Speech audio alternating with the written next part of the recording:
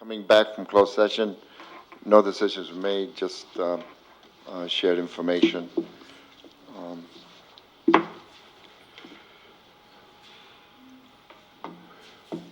Okay, so we go to Pledge of Allegiance.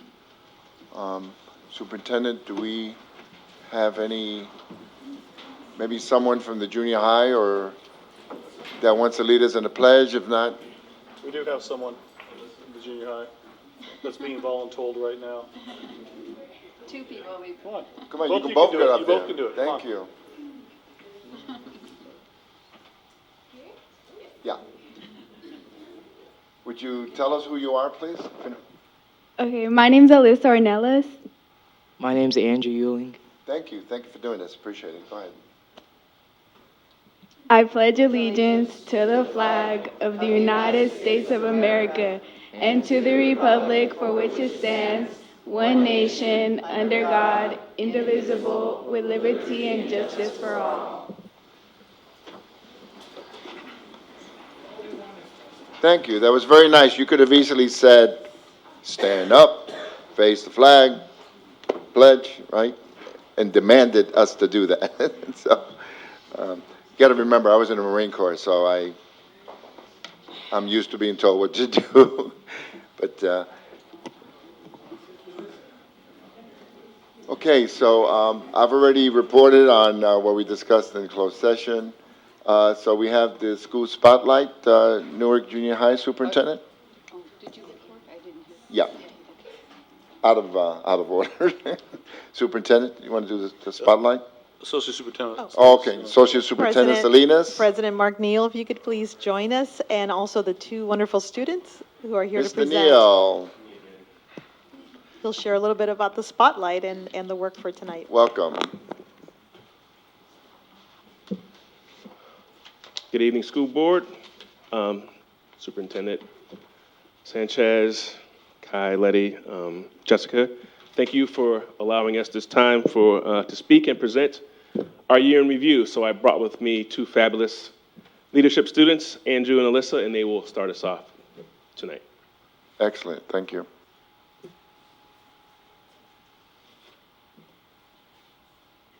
I'm Alyssa Ornelas, and this is, Andrew Euling. and we're from Newark Junior High School, and we're here to tell you what's so great about our school. Everything we do is for the students and to keep them actively involved in the school community. And here are some things that we do.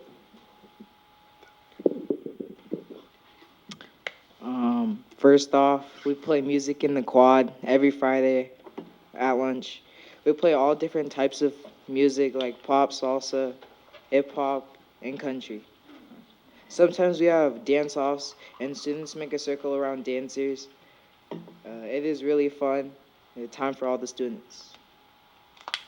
Leadership students are in charge of the music, and you can see the two of our classmates in the upper left-hand corner.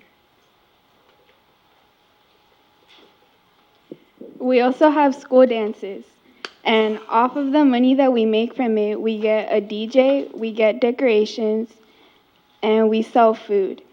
We've had a spring fling and a neon dance so far, and the students seem to have fun at them. Our rallies are really fun, time for everyone. They are a way to bring us all together as a community. We've had a couple of school rallies this year, a back-to-school rally where Mr. Neal introduces all the teachers to the students and we go over the school rules. And we recently had a multicultural rally where several students performed acts based on their culture. Our school does a lot to give back. We've had a breast cancer awareness event, Pennies for Patients, teacher appreciation, we've had a canned food drive, and one of our teachers made blankets for the homeless. We've also had a No One Eats Alone Day.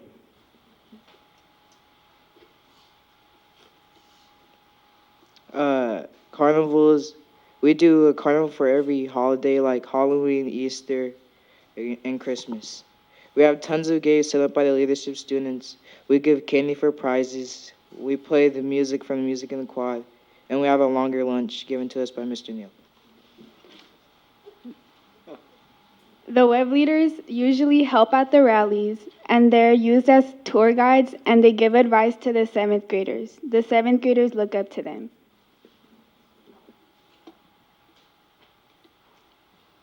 The band and choir are both winning under the direction of Mr. Hernandez. They recently went to Disneyland for a competition and came back with 2 awards. If you are available, please come to our spring concerts. Choir is on June 4th, band is on June 6th. If you win the school round for our spelling bee and our geography bee, you have a chance to compete at state. And our geography bee winner qualified for the state finals. For Spirit Week, we did PJ Day, Twin Day, Sports Day, Disney Day. We had many participants, and the school was very happy with it. We're looking up to many events. So far, we have the 8th grade dance, Great America, the award ceremony, the promotion ceremony, the teacher versus student basketball rally, and class elections coming up. We look forward to them. Thank you all for listening, and those were some things that make our school great.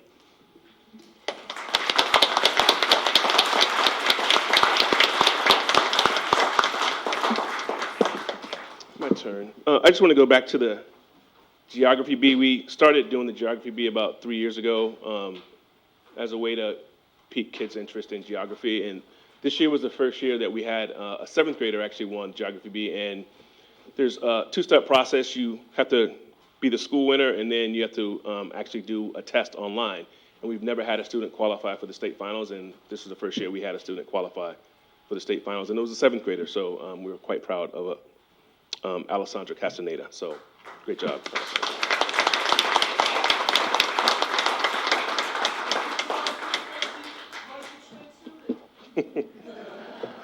Mr. Merritt, you're responsible for that. I just want to talk a little bit about what we're doing as a staff to improve the lives of students at Newark Junior High School. So this is just our demographic data. It hasn't changed much over the years. Our 2 biggest things that we work on this year are the PLCs and PBIS. And I'll talk a little bit about the PLC approach that we're doing district-wide. This is a really interesting quote that I liked. It says, what the research says about teams of teachers is that the very essence of a learning community, teams of teachers, is a focus on and commitment to the learning of each student.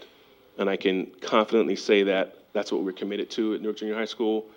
We have collaboration time every Friday, and some of that time is spent in staff meetings, but most of that time is spent as departments, actually sitting and talking about data and looking at student work and talking about what we can do to improve the lives of students. Excuse me, Mr. Neal? I'm sorry? Would you mind saying what PLC Oh, and sorry. PBIS stand for? Yes. Because I'm sure there are people that don't know. Got you. PLC stands for Professional Learning Community, and PBIS stands for Positive Behavior Intervention Systems, and I'll get to that momentarily. But the Professional Learning Community piece is really about teachers working together to improve the lives of students. So we do that every Friday on a weekly basis, and one of the things that we're struggling with still and trying to come up with a solution for, and I think we found it, is the intervention piece at the junior high level, and how do we actually find time during the school day to provide the intervention for students that actually need it. And so that's one of the things that we're working on, and kind of have a plan in place for next year. Elementary schools are doing some flex time. I think the high school has their pause, and now the junior high school next year will have an intervention time during the school day to address the needs. And we're going to focus on math next year because that's the easiest one to focus on, because math already has an intervention piece into their program. And so it'll be easy for us to put that within the school day and actually focus on improving students' math scores. This is some of the data that I just wanted to talk about. Our chronic absenteeism rate and our EL data. You can see on the left that our absenteeism rate is about 5.4%, which I think is still too high, but as compared to the state, which is 9%, we're doing fairly well. I know that district-wide, we struggle with that, and for whatever reason, we just try and do a pretty good job of making sure students come to school I think they have a lot of fun based on the presentation by the kids, so maybe that's a part of it. But we want to bring that number down next year as well. And on the right-hand side, I think since I've been the principal at Newark Junior High, my focus has been on EL students and trying to increase the rate of redesignation for our students and making sure those students are successful. And we've done a good job, and we've kind of fallen a little bit the last couple of years. I lost some really good teachers who decided to stay home and be parents and just wanted to raise their kids, but it was a big hit to us. So we're working on retraining some teachers to get back to that level. And so I just wanted to show the data as compared to how the state of California looks as well. This is our EL8 data over the last 2 years, and you can look at this. We had a little drop from 1 year to the next, and I attribute that to the loss of some really fabulous teachers, like I just talked about, wanting to stay home and be a parent, which is fabulous. But I don't want to look at it as though it's a negative for us, because we're actually working really hard right now to be consistent, and we're doing Readers and Writers Workshop along with the elementary sites, so we're all speaking the same language. So students will come into junior high school having had at least 4 years of Readers and Writers Workshop, and so we'll be able to progress a little bit faster. One of our focus for next year is really about reading comprehension and instruction, and how do we actually move struggling readers at the junior high school level. And so we should see some of that data coming forth in the next 2 years after we've implemented this program. This is our math as well, and kind of the same thing, students coming into junior high school, and we do have a math placement test, as you guys know, trying to put students in the right place and making sure that we help struggling students, but also push those students who are able to be pushed. So we have, on an average basis yearly, about 25 to 30 seventh grade students who take algebra at the junior high school, and those students go on to take geometry in 8th grade, and then are successful all throughout high school at the upper level as well. So that's something that we should be proud of. I just wanted to throw the 6th grade data in from the math as well, because I like to talk about the data in terms of cohorts. So it's difficult to look at data because we're a 2-year school, and I appreciate the conversation about 6, 7, and 8, because that's what we actually, I believe we need that to be highly successful, because 3 years has a truly positive impact on students, but also on the parent community as well. So my point is that when you look at year to year, half of our population leaves every year. And so if you look at 7th grade 1 year to 7th grade the next, it's difficult to compare those, because those are 2 different types of students, because it's like you could have a really great 7th grade class 1 year and a struggling class the next year. And so it's difficult to compare that. But if you look at cohorts from 6th grade and then that next year 7th grade and 8th grade, you actually see progression in math, and it's difficult to toggle back and forth, but if you have time later to do that, or I can present that data at some other time. But when you look at the data over time, I believe we do a pretty good job of teaching kids math at the junior high school. My last thing I want to talk about is the positive behavior intervention systems. We spent a lot of time, as every other school did in the district, putting this into place because we wanted to do it the right way. And one of the things that we were successful doing was getting every teacher on the same page. So we did this experiment. We walked around and we recorded students, and we asked them, what are the school rules? Because before we did this, we had a myriad of school rules, and students had various answers. And so we realized students didn't really fully understand what the school rules were. So as every other school has done, we've come up with 3 school rules: be safe, be respectful, be responsible. And within those 3 areas, you can talk about how that looks in the classroom, how it looks in the locker room, how it looks in the quad, how it looks in the cafeteria. So students now can actually tell you what the school rules are, but what they mean and where they are in that area. So we did have a rough start to this school year. Our 7th grade class was a little rambunctious, and so it took a full quarter for me and Mr. Matterwarn, the assistant principal, to really kind of crack down. But really what it was about was having the teachers all on the same page and letting the students know, this is the rule, these are the rules, this is how it works. And when there's a consistency, which we have now from class to class, so for instance, you can't do this in Miss Jones' class, but you can do this in Mr. Merritt's class, for lack of a better person to choose, sorry. But my point of that was there's a consistency now that every teacher speaks the same language, so students understand we all speak the same language and they follow that. So what happened when it was rambunctious, we just kind of cracked down, we remained consistent, we have the same tardy policy, so students are in class on time and ready to learn. So we have a consistent policy where you have to be in your seat when the bell rings and ready to learn. And every student does it, with the exception of a couple of stragglers here and there, but every single classroom teacher is at their door before the bell rings, greeting students as they walk in, and then when the bell rings, it's on. We go from bell to bell. And so that consistency over time has an impact on students' behavior. And you can see that now at junior high school, where we had a few altercations early on, and now I think we've had one since January. And so that's really benefited of the positive behavior support system, because the biggest piece of that is being positive. So one thing we didn't talk about was we hand out Google coupons. Catch you being good. So you're being good, hey, here you go, here's a coupon, here's a coupon. And students take those coupons and they can use them to get into the rec room at lunchtime.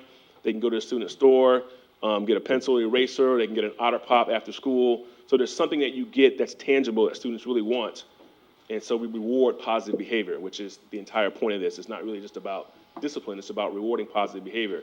So we got to a point where about 93% of our students have had no referrals over the course of the school year. And that's a really big deal for us. And so I just wanted to point that out, that's what PBIS really is about. It's not just about discipline, it's about the positiveness, but it's really about the consistency amongst the teachers, and students recognize that. And so that's where we are for junior high for this year. It's great. We're student-centered. Students do a lot of work on campus, and I'm going to show you a video right now that was put together by students. I have one student, Gershon, who's actually doing the end of the year video, but he's not done. So we kind of chopped up and took some video from previous years. So you'll see some individuals that you actually recognize on that video. But he put it together with the help of other students as well. So this is it, Newark Junior High School.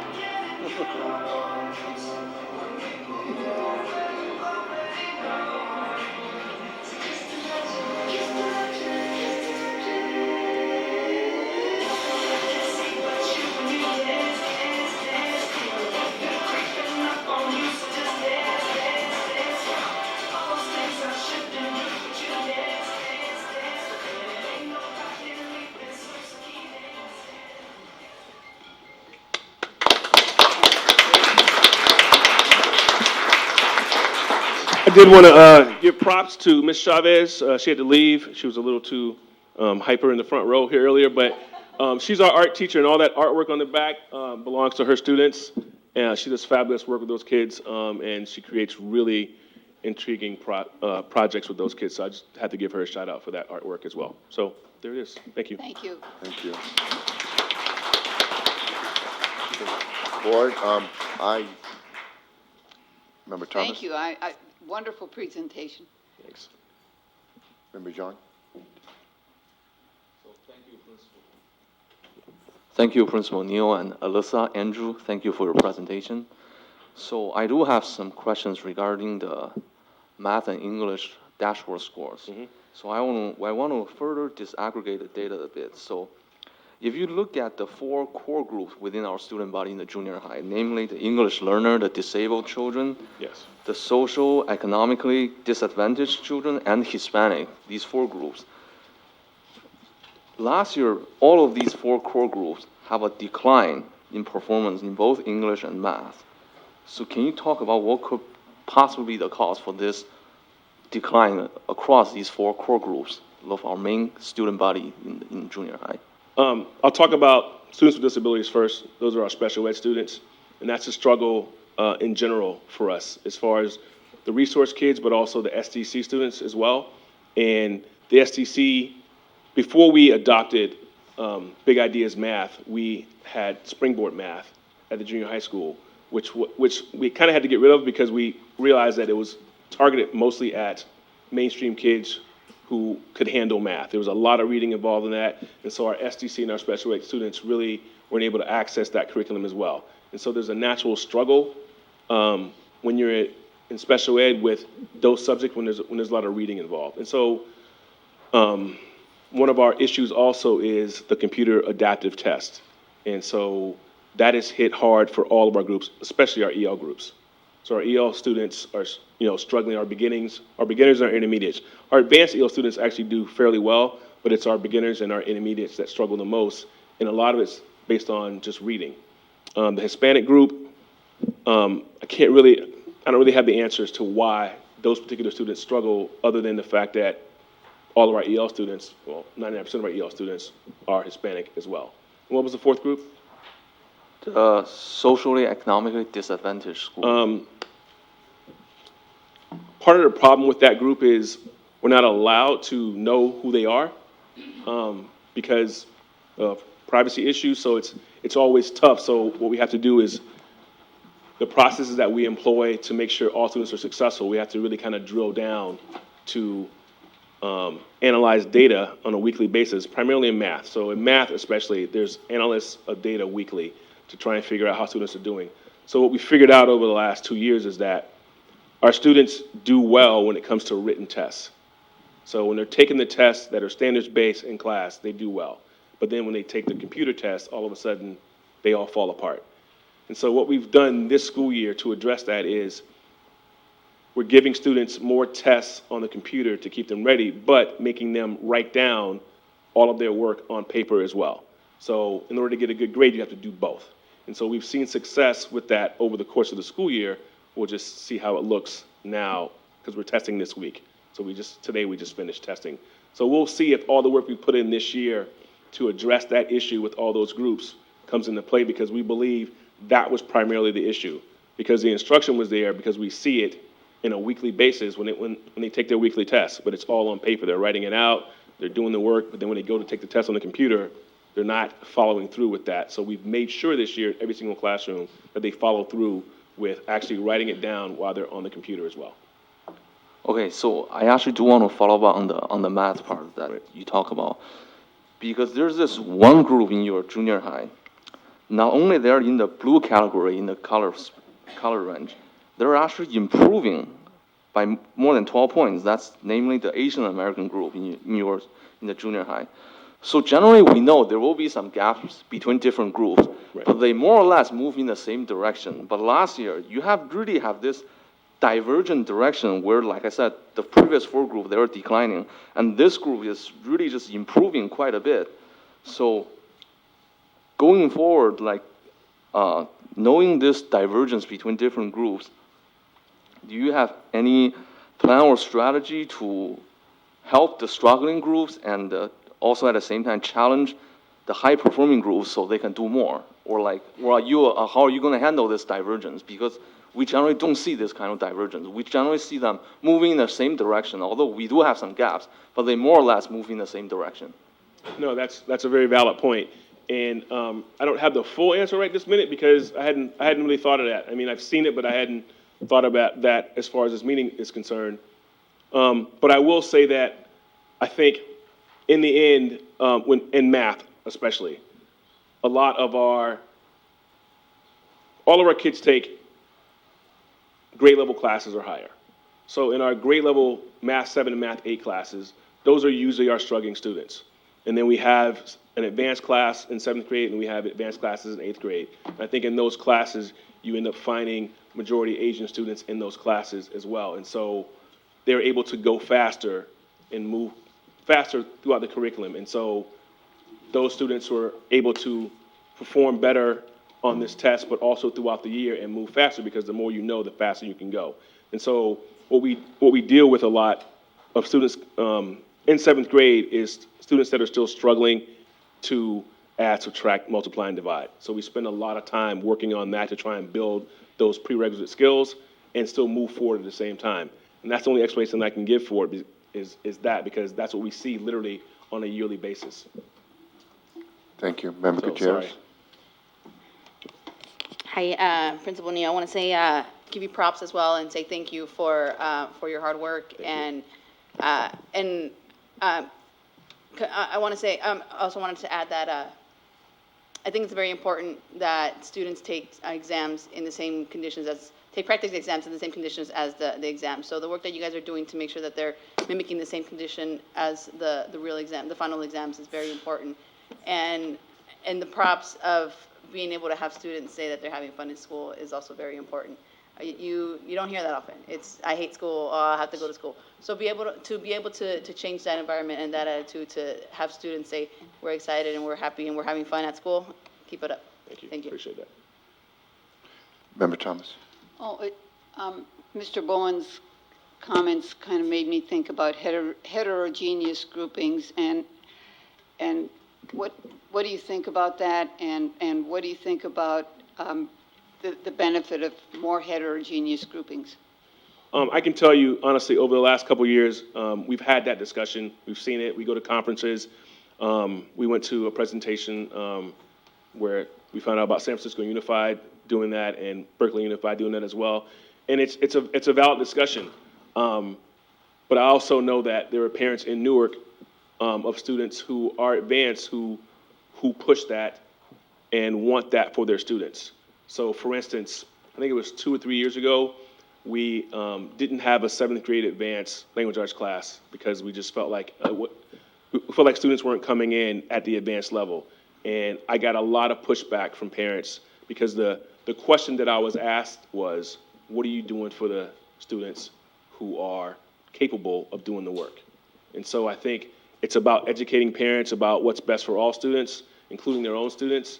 So it's a very valid point that we can actually have, and I'm not against it. I just know that we have to involve the parent community on that and have that discussion prior to doing it. Yeah. And maybe we can also look at the teachers that we assigned to teach our most needy students. Well, I can tell you, for instance, when I had a little more FTE to work with, Ms. Haley, who's our math department chair, we actually had a class for our lowest performing 7th graders. And she, at the time, well, probably still is like one of our best math teachers. And she took that on and took those students. And over the course of the year, she moved those students. And so we've done a good job of putting the lowest kids with our best teachers. Okay. And 3 years ago, we had Mountain View District come and visit our school to look at our EL program. And I remember the superintendent and the principal were there and they asked me, how do you do this? And I said, my best teachers teach my EL kids. And they went, oh, gotcha. Because sometimes you need the best people to teach the lowest students. And that's how we were able to actually perform so well for years in EL because of that reason. And so it's kind of the same thing with math. You have to have your best teachers teaching your lowest students. So I'm open for the discussion, definitely. Thank you, Mr. Neal. Thank you. Could you have any of your staff this here, any parents from junior high stand, if they don't mind? Yeah, stand up, because there's a lot of people here.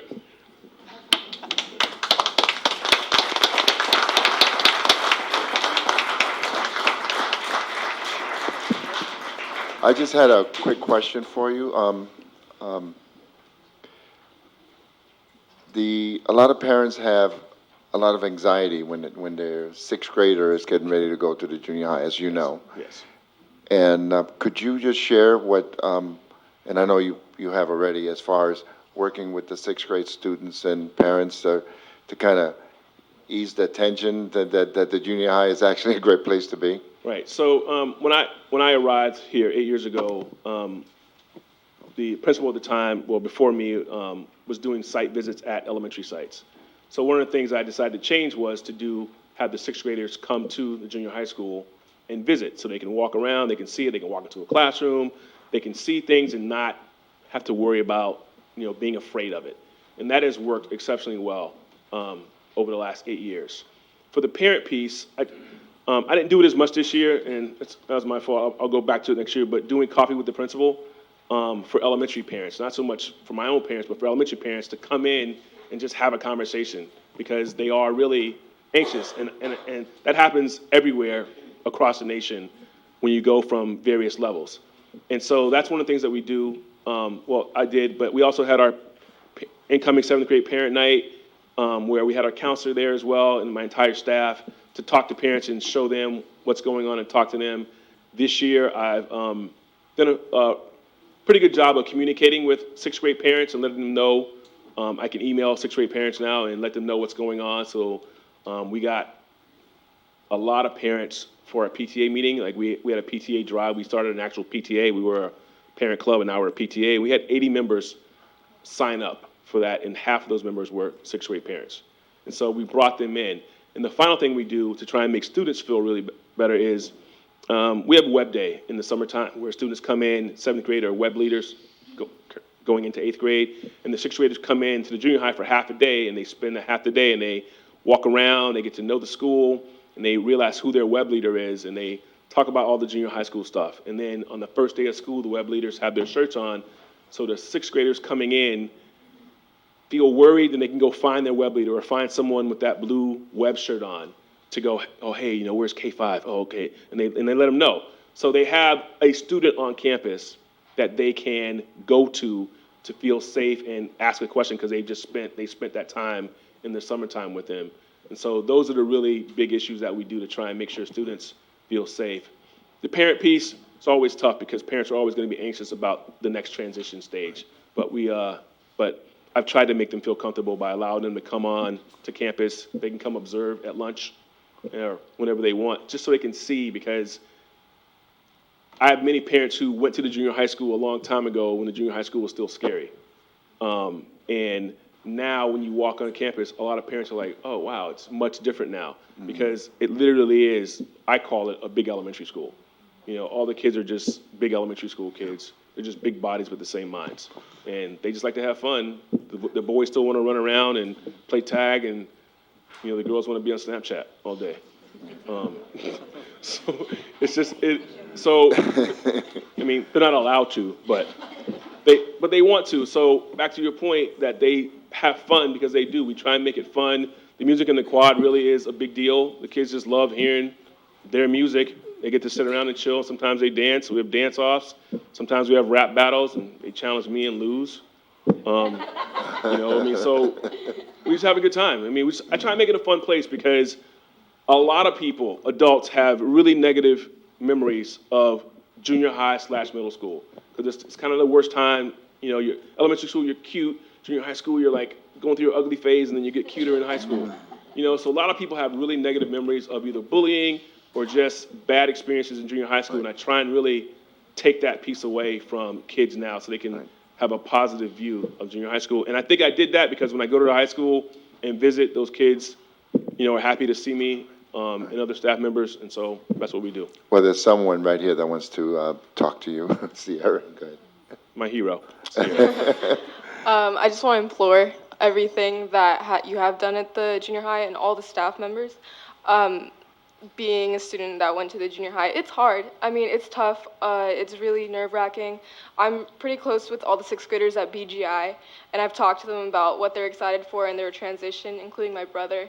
And they're just really excited for all of the activities. They've heard all good things about the robotics, the STEM, the band, choir, everything.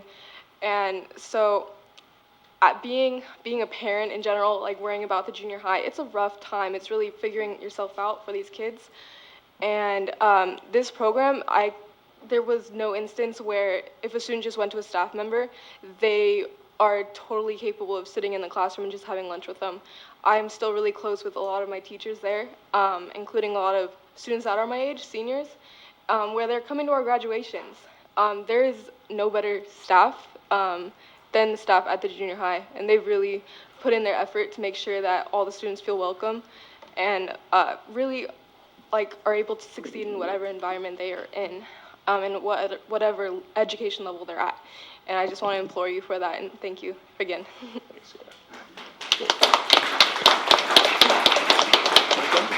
Just one more thing and let you go. I just personally want to thank you for your strong stance on anti-bullying and make sure there's no bullying in the school. Start crying. But my granddaughter, as you know, went through a tough time when she was in 7th grade, and that seems to be the toughest time. And I know that, you know, at the junior high level, whether the teachers and all our employees go the extra mile, because that's probably the toughest age group to teach and to monitor. And kids were making fun of her skin color and everything, and she was having a rough time, and you got right in there and worked with the kids that were bullying her and with her, and she's in Northridge right now, starting, and from then on, everything, 8th grade was beautiful, and we're going to have our promotion in a couple of weeks. Let me know. And I just want to thank you as a grandparent, parent, on what you've done at the junior high and your whole staff, and you guys, you know, what you're doing there is wonderful, and we really appreciate it. I appreciate that, Ray, seriously, sincerely. I saw her, you know, like a few months ago because she was working at Fremont Rec Center, so it was good to see her. Yeah. Definitely. Thank you. Thank you. Appreciate it, guys. Thank you very much. Excellent.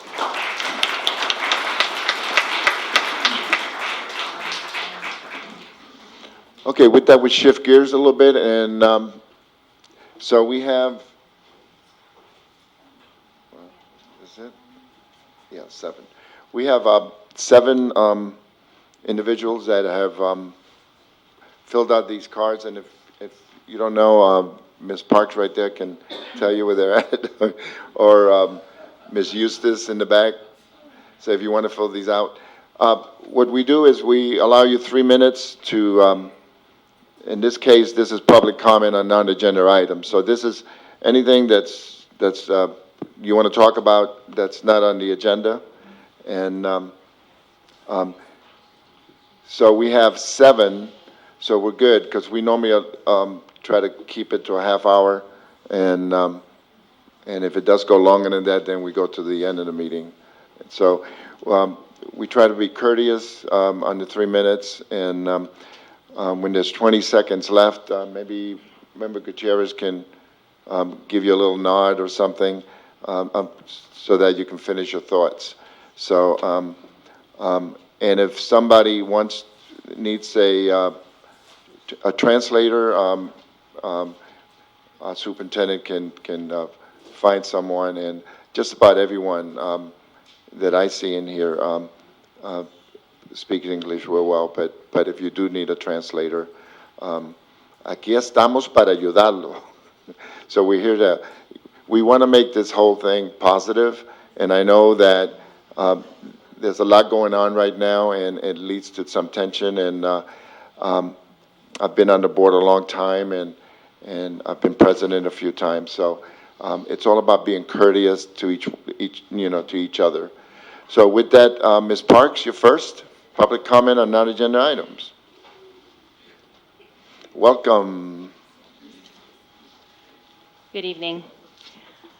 I would just like to get a clarification, if I could, and I know you can't answer now, so I'm looking forward to this being at a later date, is at the end of the closed session, when you came out and announced at the last meeting, you said that the superintendent's contract was extended by 1 year.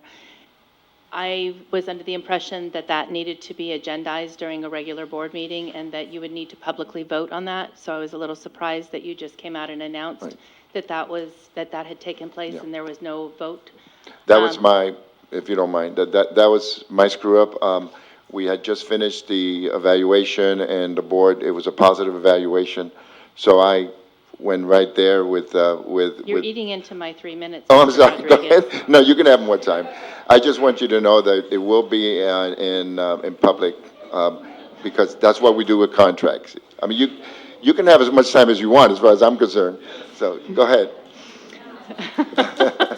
Anyhow, and I appreciate right. you I'm stepping. sorry. I appreciate you No, taking after. ownership of that, and I'm sure the community does also. There was another item that I brought up at the previous 2 meetings, and I don't do this just on behalf of myself. I have other people in the community that ask me, because there is a large contingency of the community that does watch online, or they do watch the videos at another date. And the issue regarding the Dr. Bernard being at the high school, yes, I'm going to bring that up again, I'm sorry. But we finally got an answer at the last meeting, and the answer that we received at the May 2nd meeting stated that Dr. Bernard doesn't have to receive board approval as a substitute administrator. He fills out a time card. However, your board policy 4121 states, under hiring, the superintendent or designee shall recommend candidates for substitute or temporary positions for board approval, and shall ensure that all substitutes and temporary teachers or employees are assigned in accordance with the law and authorization specified in the credential. So just for clarification, this is the procedure, and apparently that step was missed with Dr. Bernard. He was not listed on the PAL, if that is how he is, he is not under contract. Then he should have gone through the PAL system and been approved by you, or if he had a contract, that contract would have been approved by you.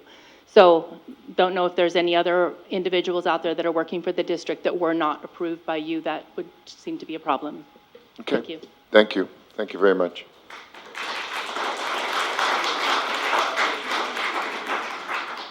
Okay. Mr. Bratz? And then after Mr. Bratz, Ms. Hopkins. Welcome. Good evening.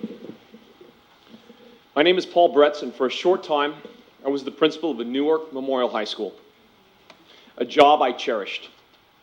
The staff I worked with and the students and parents I served inspired me to be a better educator. As the Newark Memorial principal, my message was simple: value each other, put students first, make our school into something our students and parents can be proud of. This message was abruptly silenced on November 15th.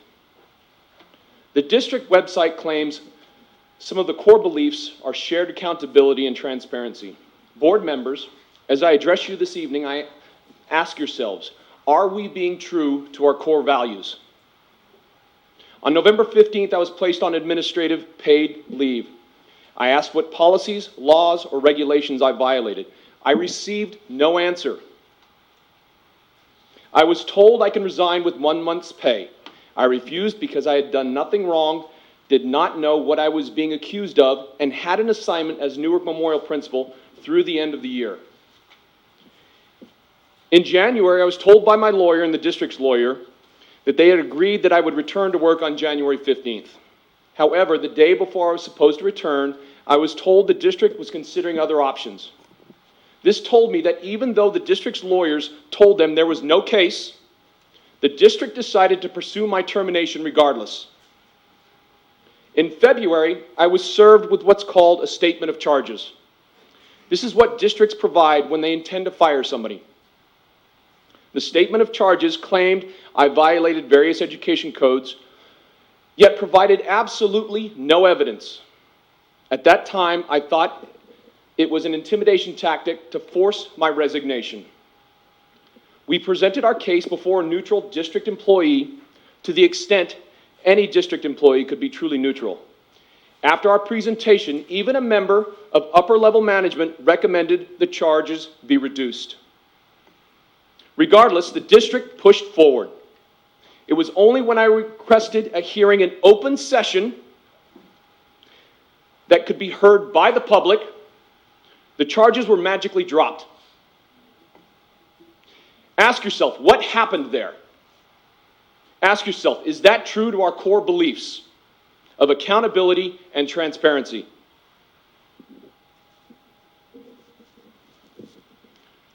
But it gets worse. Even though I had done nothing wrong, I was provided notice of reassignment and forced to remain on paid administrative leave. Excuse me, Mr. Brett. Go ahead. Just your time. Oh, just the time. You're interjecting, please. Thank you. Thank you. Please understand exactly what that means. The district is paying my salary to do nothing. The district is paying somebody else to do a job for which I am ready and able. I have a stain on my professional record, and for what? All charges were dropped. Over the last several months... Mr. Brett, I'm sorry, your time's up. Can you let us know? No, hold on a second. Hold on. No, can you tell me how much more time you need, sir? A minute. Okay, thank you. Over the last several months, I've asked myself what to do. Do I take the path of least resistance, shut up, and do whatever I can to salvage my career? Or do I speak out and do what little I can to make sure this doesn't happen to others? I found the answer in our students. We tell our students to do what is right and not what is convenient. How can I, in good conscience, tell our students to do what is right and not what is convenient if I don't model that behavior? My choice became clear. I stand before you risking my career, not because it's convenient, but because it's the right thing to do. In closing, I'd like to recognize the staff, parents, and students who have reached out to me during the time I've been away. It's humbling to know that I've been in your thoughts and prayers. This past week, I've had the opportunity to start telling my story, and it's been a healing experience. In order for me to move on, I need to forgive those that have caused harm to my family and me. Please know that I forgive you. The Newark Unified School District has an ethical obligation to teach. We now have an opportunity to model for our students what we ask of them every day, to learn from our mistakes. The question now before us is, will we? Thank you. Thank you.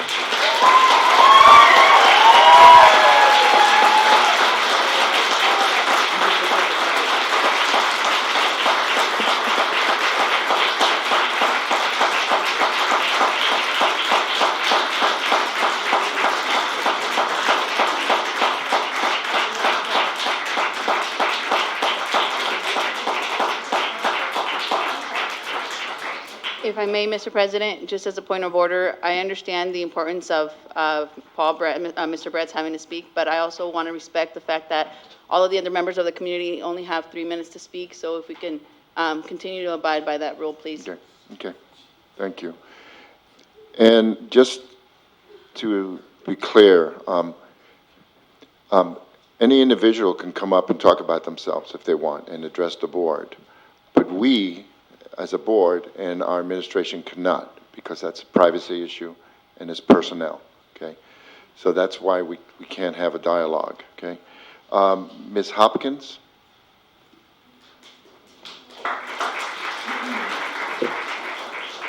Hi, everybody. I'm Kelly Hopkins. I'm a parent of a student at Newark Memorial High School, and I'm a business owner who has donated a lot of money to the high school. Mr. Brett brought up some extremely valid points, and I'm totally moved by what he said, as I think a lot of you are.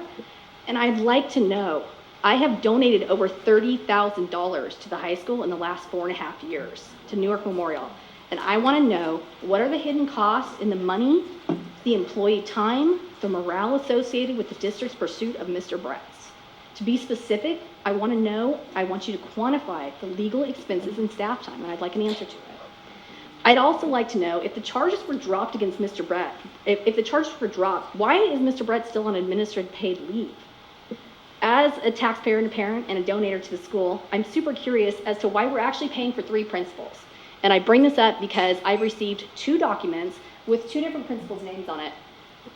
Miss Paula Banquiero and Dr. Bernard. I called the school, nobody knows who the principal is. They have no idea who this woman is.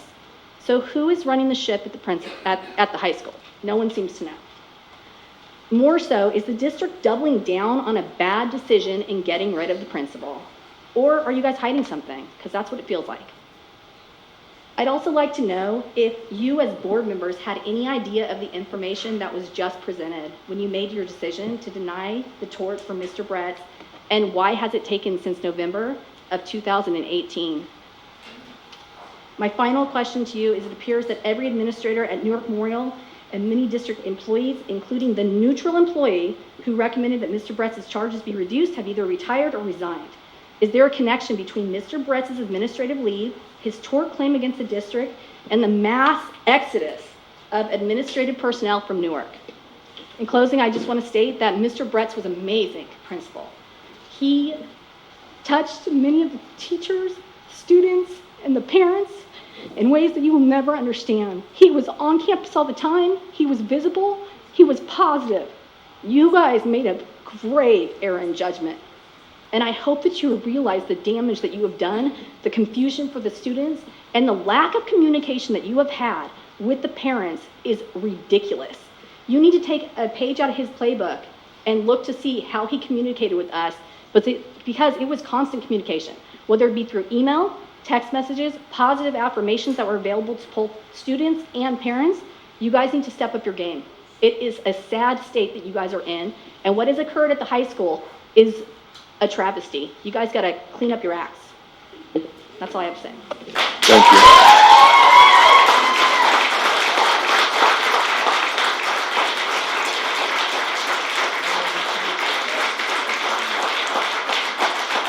Margarita Moreno.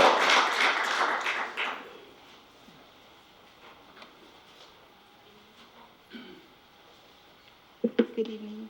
Welcome. Good evening, members of the board.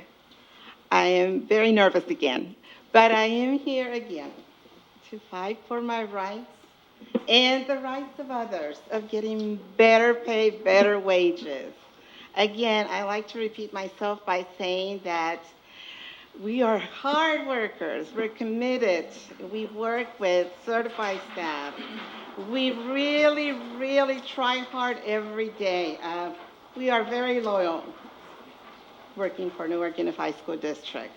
I feel that we deserve to be treated just as equal as certified staff. Again, I keep mentioning them because I kind of feel that they get a lot more benefits than we do. And I understand they have college, they have more education than we do. I went to college too. So I could be considered certified, but I am not. But I do my job, and I see others doing the same thing as me. We work super hard, like I said, and I just feel that we need to get better treatment. I just feel that we're just not being heard, and I don't understand why. I mean, we're just trying to make a living, and again, someone mentioned the COLA, which is, you know, where we're supposed to be, and we're way below that. And it's important that, to me, it's important that you understand that if we stick around, it's because we love our job, and well, I'm not going to say that I deserve, but we all deserve better pay to stick around, because it's getting more difficult and more difficult every day. Thank you so much.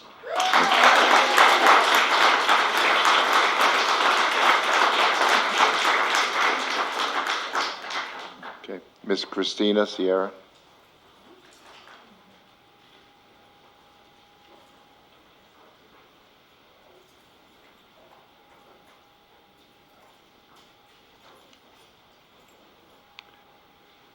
Welcome. Thank you. Good evening. I'm Christina Sierra. I'm a special education paraeducator for 13 years with the district, and I currently work at Newark Memorial High School. Sorry, I'm a little nervous. Mr. Paul Bretz is a good man. And I get emotional telling this because it's not fair what's happening to him or what happened to him. It's not fair to our kids. It's not fair to our staff. In the 13 years that I have been in this district, he is hands down the best principal I have ever worked with. He was involved in our school. He made our kids involved. He included our kids, special ed especially, who is usually not included in a lot of things. When I came to work, I felt encouraged, I felt empowered, I felt inspired because Mr. Bretz was going to be on campus. He made us feel safe. He let us know how much he cared. Morning announcements, he would tell us how he felt that we were in a safe place, that he was a safe person to come and talk to. And that made not only our kids feel safe, but staff as well. So this is a mistake. Mr. Bretz needs to be at Newark Memorial High School. That is his home. That's where he belongs. So that's what I wanted to say about Mr. Bretz. Thank you. Second of all, what I have been thinking about tonight is we are Newark Unified School District, correct? I think the board has forgotten what the word unified means. We need to work together to come to an agreement. We deserve better than this. Our children deserve better than this. And as a parent, I may get in trouble for saying this, but my son is a 16-year-old sophomore, not in this district. I'm just going to leave it at that. So we need to remember that, what it means to be unified and work together as a team, as a community, and please keep that in mind. We are Newark Unified School District. Thank you. Thank you.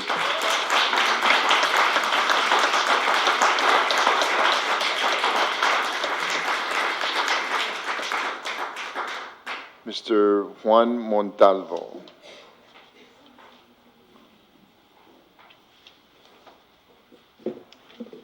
Good evening, members of the board. Good evening. My name is Juan Montalvo, and I work for the MOT as a ground maintenance. The reason because I'm here in front of you, members of the board, is to bring out the necessity that is so important for all of us, that you, members of the board, understand the need of our certified people. We know that, and you guys, members of the board also too, know that it's so critical is living in the Bay Area. It's very expensive. And I think we, and all of us here, in all the departments, we need a better pay, a better, so that way we can live a little bit more comfortable in this part of the Bay Area. And it's very hard. Sometimes I want to bring out to your attention, when we are in all the departments, I'm pretty sure you already know that we are shorthanded. And I want to put my example of myself. About 2 weeks and a half, I was with pneumonia. And when I came back to work, and we love our district, and I love my district. And everything on the side that I take care of as a ground maintenance look like this, and things overgrow. But we put an effort to try to start, put everything in order. And we did, and we tried.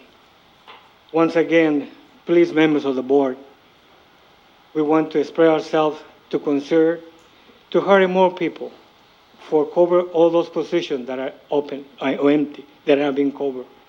And not only that, but to have a better pay for those that are coming and for those that are already working. That's all what I have to say, members of the board. Thank you.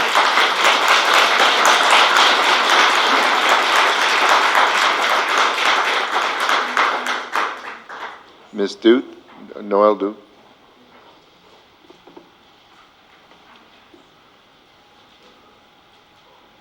Welcome. Thank you. My name is Noelle Dute. I live and work in Newark. I have worked for NUSD for 28 years. 25 of them as a special education aide. In 1978, when my husband and I bought a home here, we ate a lot of macaroni and cheese. I wanted new countertops in my home, but I knew I had to wait and prioritize because that's how I was raised, that you don't spend money you don't have.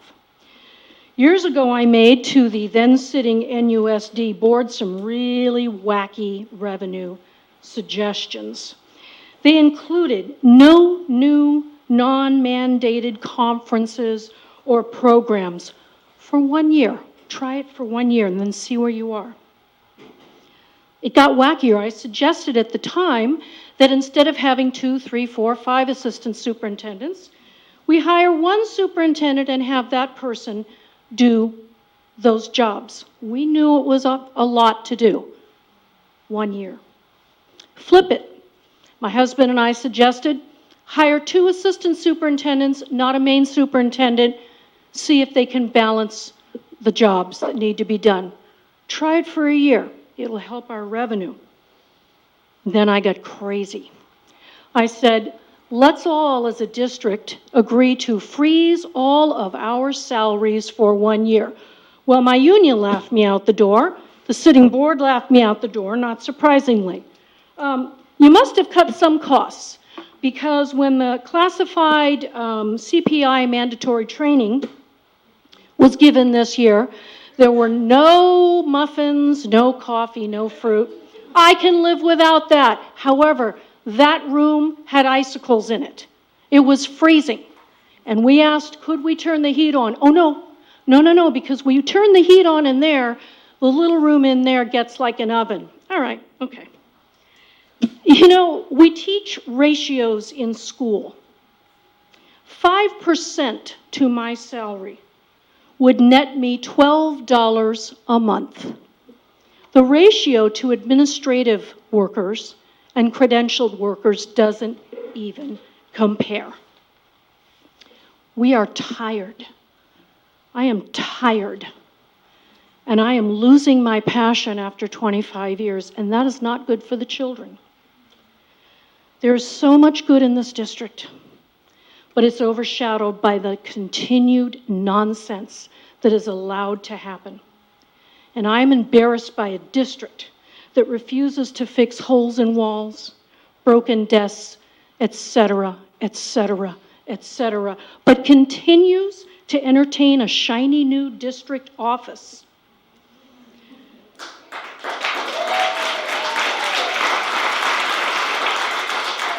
All this touchy-feely fantasy by ADIS, a workshop I attended.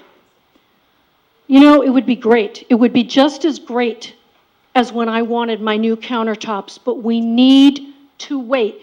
I got 15 seconds from 2 weeks ago. Okay. We need to wait until we can afford it and can responsibly pay our bills. I implore you to prioritize spending in a far different fashion than you have. Thank you. Thank you.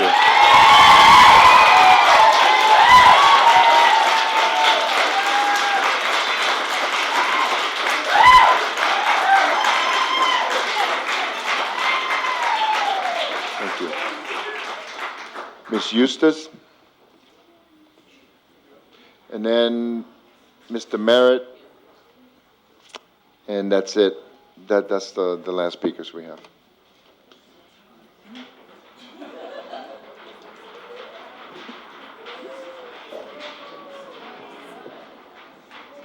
About a week and a half ago, I met with my members of CSCA Chapter 208.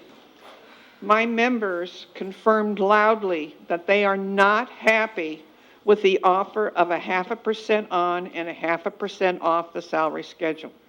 You received 3%. I find it not amusing that that money went somewhere, but it's not coming to us. It's time that you consider your employees, all of your employees. We're not asking to be at the top of the classified salary schedule here in the Bay Area. We're not asking for that. We have classified employees who are working 2 and 3 jobs. I know of one person that's working 8 hours here and doing 2 other jobs in order to pay for what they make here in our district pays their rent only. They have to do other jobs in order to have food, in order to have PG&E. They have to do that in order to survive. You may not have seen the soup line that we had tonight. We had fun with it. But sadly enough, a lot of our employees are having to go to the food bank pantries to get food to supplement their income. That's happening here. It's not funny, but it's happening. We're not receiving adequate salaries anymore. We feel as if we're at the bottom of the barrel. What we're asking for is not unreasonable. It is more than fair. Do the right thing. Reconsider. Give us an adequate salary increase now. It's the fair thing to do. Please. Thank you. Thank you.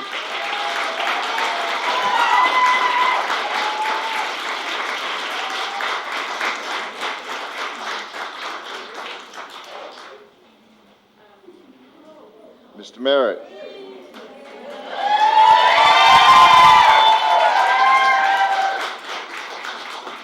I should run for office. Okay, so there's 2 things that I want to talk about, and they're non-agenda items. Thank you. Number 1, when we changed our board meetings, or your board meetings, to Thursday, we forgot to take into account some little things like open house. Tonight, we had 2 elementary school open houses.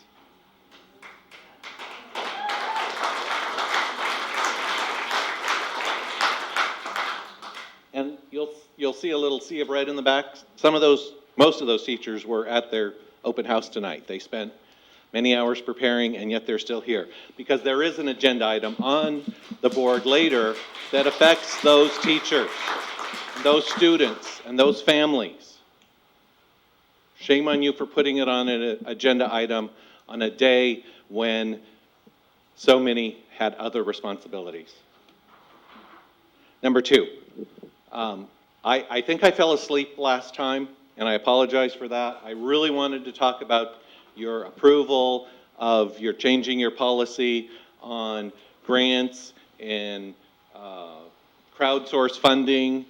And it's ridiculous that you think that you need to manage those things, because what are my treasures are somebody else's junk. And so if I spend time, my own time, out there asking people to give money to my classroom, I'm going to use that material to the best of my ability, and I may take it to my next classroom or I may leave it behind. But I'm going to tell you that of every classroom that I've moved into, I've had to throw away 90% of what was left in the classroom because it didn't apply to me. And to have extra responsibility of asking permission and validating that it's worth my own time, which is off the clock, is ridiculous. So my last Donors Choose project was funded. I paid the last $146, and I'm going to write my thank you notes, and I'm going to close the account. And if I need something for my class, then you will fund it, or the kids will go without.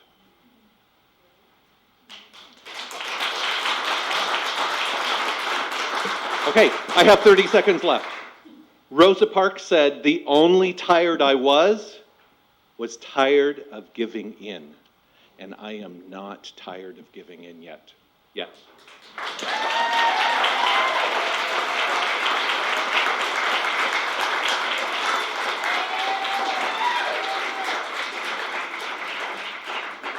Okay, we now move to 8.1, Superintendent Report. Superintendent?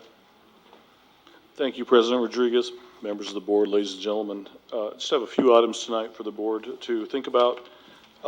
We would like to have a special meeting per the board request, and a couple dates we're looking at would be May 21st or 22nd. This special meeting would be specifically to look at budget and to look at potential budget options and reduction. Excuse me, We could take a little Superintendent. moment. That's fine. We're going to take a moment, those of you that are leaving, because it's hard to hear the superintendent. So we just take a moment. I will. I'll start over. I'll say it better.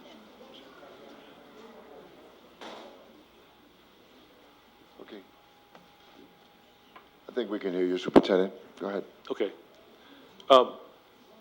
So, per board request, we're trying to schedule a special meeting to have a deeper dive into budget reduction ideas and cut lists and looking at all of things that need to be weighed as we look at making reductions for the 1920, 21, or actually, is it 1920?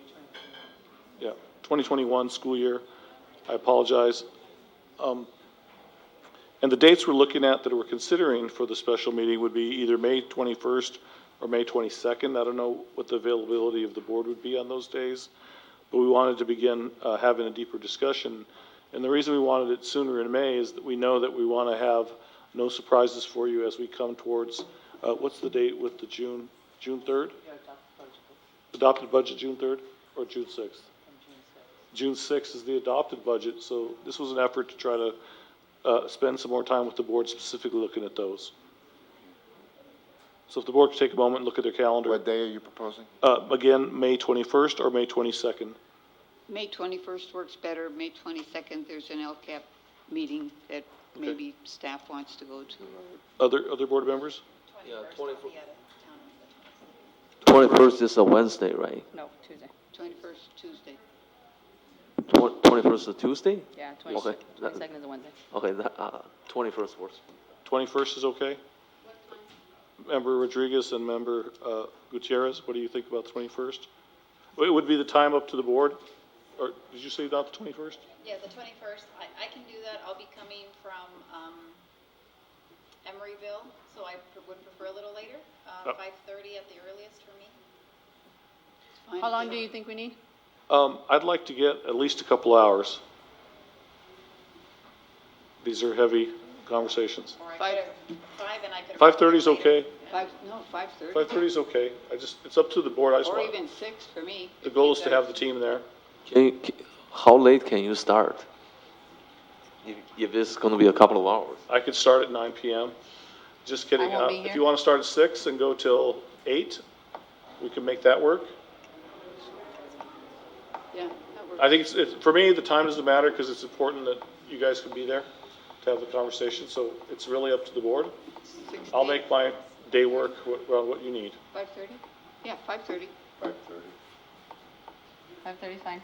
Okay. 5:30 to 7:30, 5:30 is that to what you're? 7:30? Okay. Okay, would you note that, please, Sarah?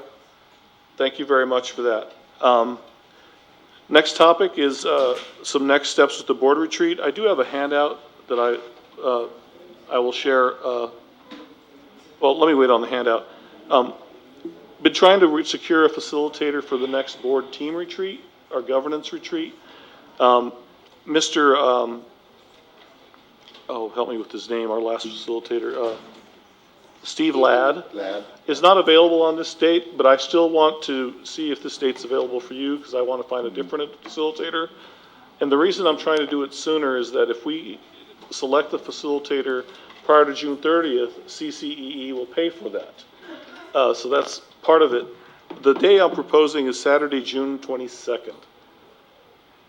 So I don't know if that's available for you guys to have a retreat on a Saturday. I know that a couple of members have expressed interest with me to work on the contents of that day to get some real clear measurables and some team goals as well as some goals for the district. But does that work for most of you, this Saturday, the 22nd? Okay, any preference on time of day, start time, end time? I'm okay with Can we start in the afternoon? noon to 4, something like that? Yeah, that's hard for me. I like the 9 to 3, you know, that allows us 6 hours to really get into it. Okay. I like the noon. You like Noon noon? to 4. Okay, noon to 4 is fine with me. Other members, what do you feel? That's fine with Noon to me. 4, okay? Yeah. Maybe 5? Let me put together a proposal. Yeah. Okay, so Sarah, would you note that, Saturday, June 26th? I do have someone I was gonna, and maybe Member Thomas can chime in on this. When you came, we had that workshop done by the attorney,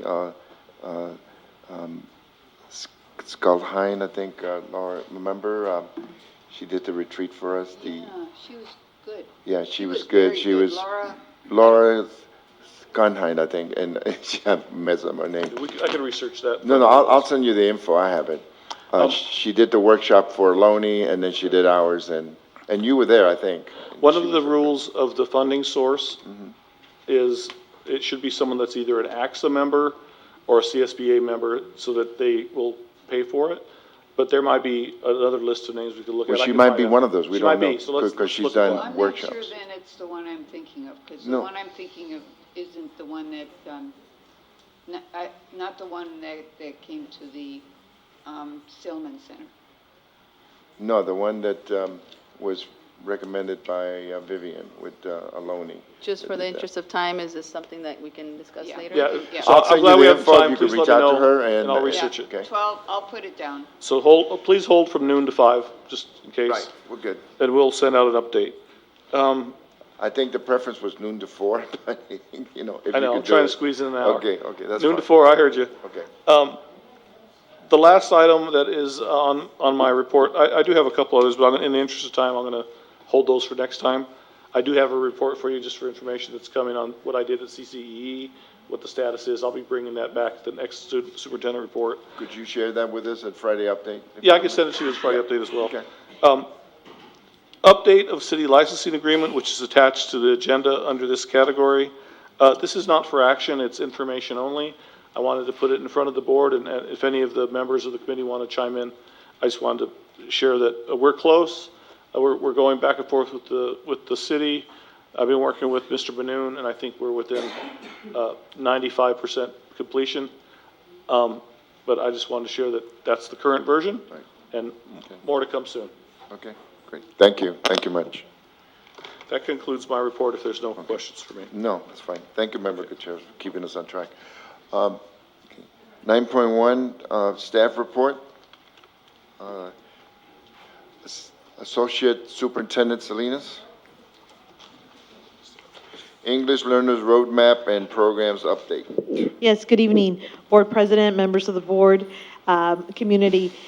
This evening, Ms. Robin Surt, who is our Director of Special Projects, will give an update on the work that she's been doing with our teachers, with our administrators, and will give us a really a great picture as to the next steps as we start to look at programs for English language learners.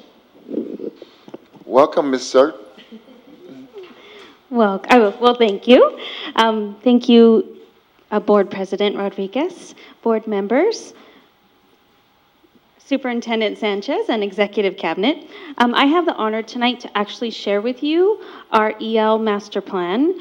Back in the fall, I shared with you the updated EL roadmap, and I wanted to follow up with you. Can you hit present? Okay. All right, while she's working on that, Robin, just out of respect for our speakers, I know conversation in the public, if it could just be lowered, please. Thank you very much. Thank you. Go ahead. So we annually update our EL master plan, but we have not done a complete update for at least 10 years. And so I've been working with staff this year to update our EL master plan. I'm presenting tonight to share with you some of the highlights that we've been working on, but we will be bringing this plan to you in June for your approval. I just wanted to highlight it because I know the next two board meetings are going to be very full. So I wanted to give you the highlights of the work that's been happening. I'm presenting tonight, but I want to share with you behind the scenes work. I've had Miss Jessica Tomasini from Snow, an ELD intervention teacher, Miss Corey Cruz from Graham, an intervention ELD teacher, and Miss Jeannie Chung, our ELD lead at the high school have all been working with me. We've spent several hours and days updating our plan to be current with the current policies and current instructional programs. So tonight, I'm just going to highlight for you really what's going to be in the plan. Some changes, as I said, it hasn't had a full update for at least 10 years. And so in the new plan, you're going to see the English Learner Roadmap, and I'm going to talk just briefly about that, the new standards and framework, the new assessment, which is called the LPAC, the initial and summative, and what that process looks like, and then our instructional programs.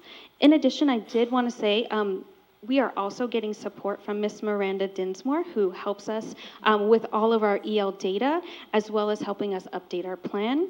We will be taking this plan to our DLAC for input, as well as our EL liaisons. So really looking district-wide, getting input from all of our stakeholders on this plan before we put it into place. So I just wanted to remind you the call to action that happened in July of 2017. We shifted our policy from Prop 58 to Prop 227 and really looking at our English learners as an asset to all of our districts. And the state has now created a roadmap for us. The exciting thing about the roadmap is it's the vision and mission and the guiding principles, but it allows districts autonomy to create the program that's going to best support our English learners. So I took a look at all of the guiding principles and really narrowed them down so I could share with you really what is at the heart of the work for our English learners. And the most exciting shift is that, as I said, our students are assets to our district.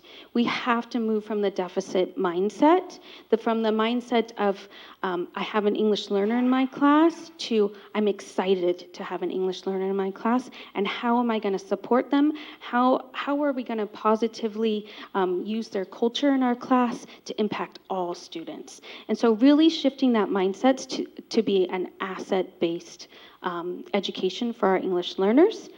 Also, a shift is the socio-cultural competence, and that's really fostering positive attitudes among students regarding their own as well as others' diverse and complex cultures. So it's the celebration of the diversity that all of our students bring, and how are we going to bring that into the classroom and celebrate it and honor it and learn from each other. And then another important shift is the alignment and articulation. We really need to have an alignment TK12. And at the end, I will share with you what our roadmap and vision is for our English learners. But again, this is the roadmap from the state, and it's really looking at making sure we have an alignment. Again, there's a big focus with the new roadmap on bilingualism. Actually, it's on multilingualism and biliteracy. And it's really looking at that all of our students have an opportunity to learn languages and skills in more than one language. And we will be looking at that. It's up to you. Do you want to share now?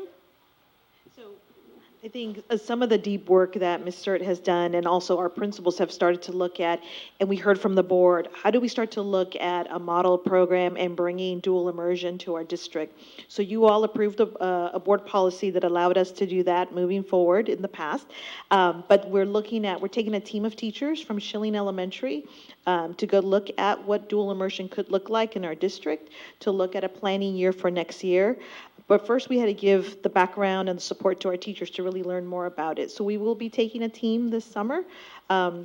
We will also invite the board, if the board would like to join us. It's fairly local, to learn a little bit more about the best practices that our neighbors have done. In my background, I started 2 dual immersions, one that was Mandarin English and one Spanish English. And so it can definitely be done. And this is really looking at 21st century skills and what the state is telling us. This really can put our work moving forward.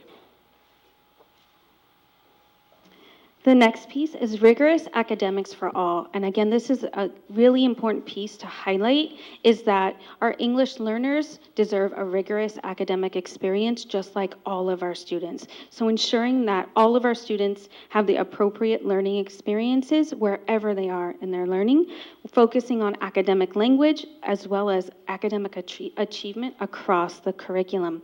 This is really about integrating our students versus separating our students. And then finally, systematic support, the professional development that we need to provide our teachers and our staff on the shift of the roadmap is going to be key and critical to our next steps. So in 2012, we actually had state-adopted standards for our English learners, and then in 2014, they adopted the framework and they married the two together. So the California standards are designed to work in tandem.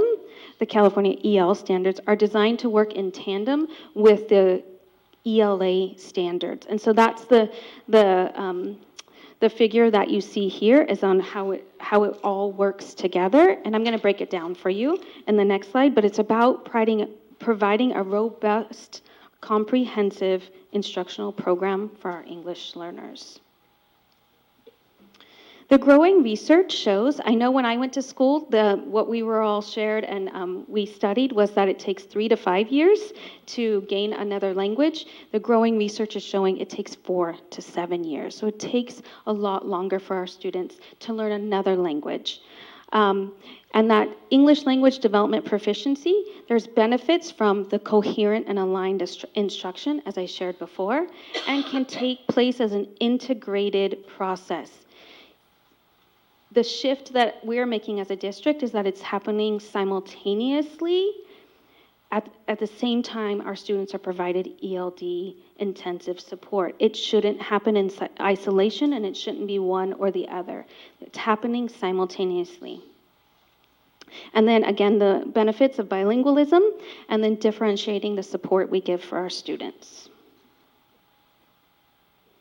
Okay, so another highlight in our roadmap is understanding the new assessment, the LPAC, English Language Proficiency Assessment of California.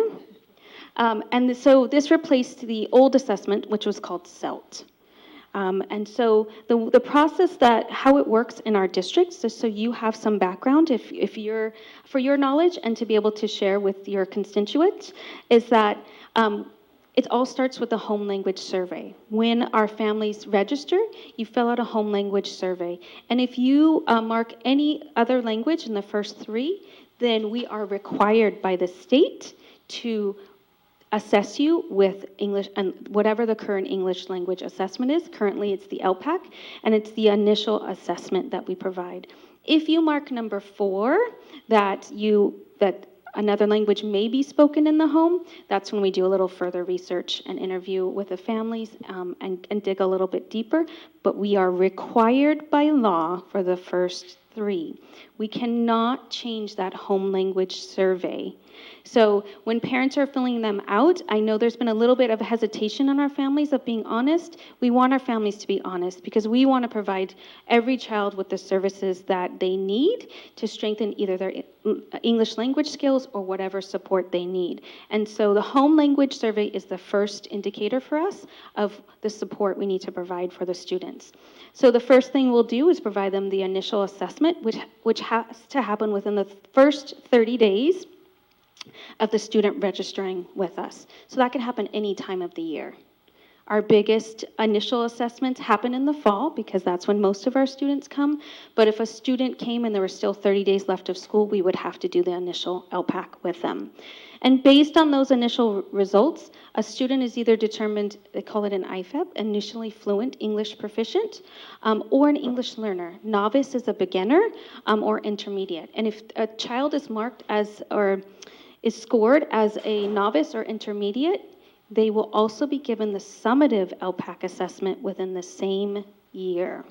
Okay, so typically it's the fall and then the spring. The spring is when we give the summative assessment, but if a student comes in February and we give them that initial assessment and they're identified as an English learner, they will have to take that summative. That could be within a few weeks or a few months.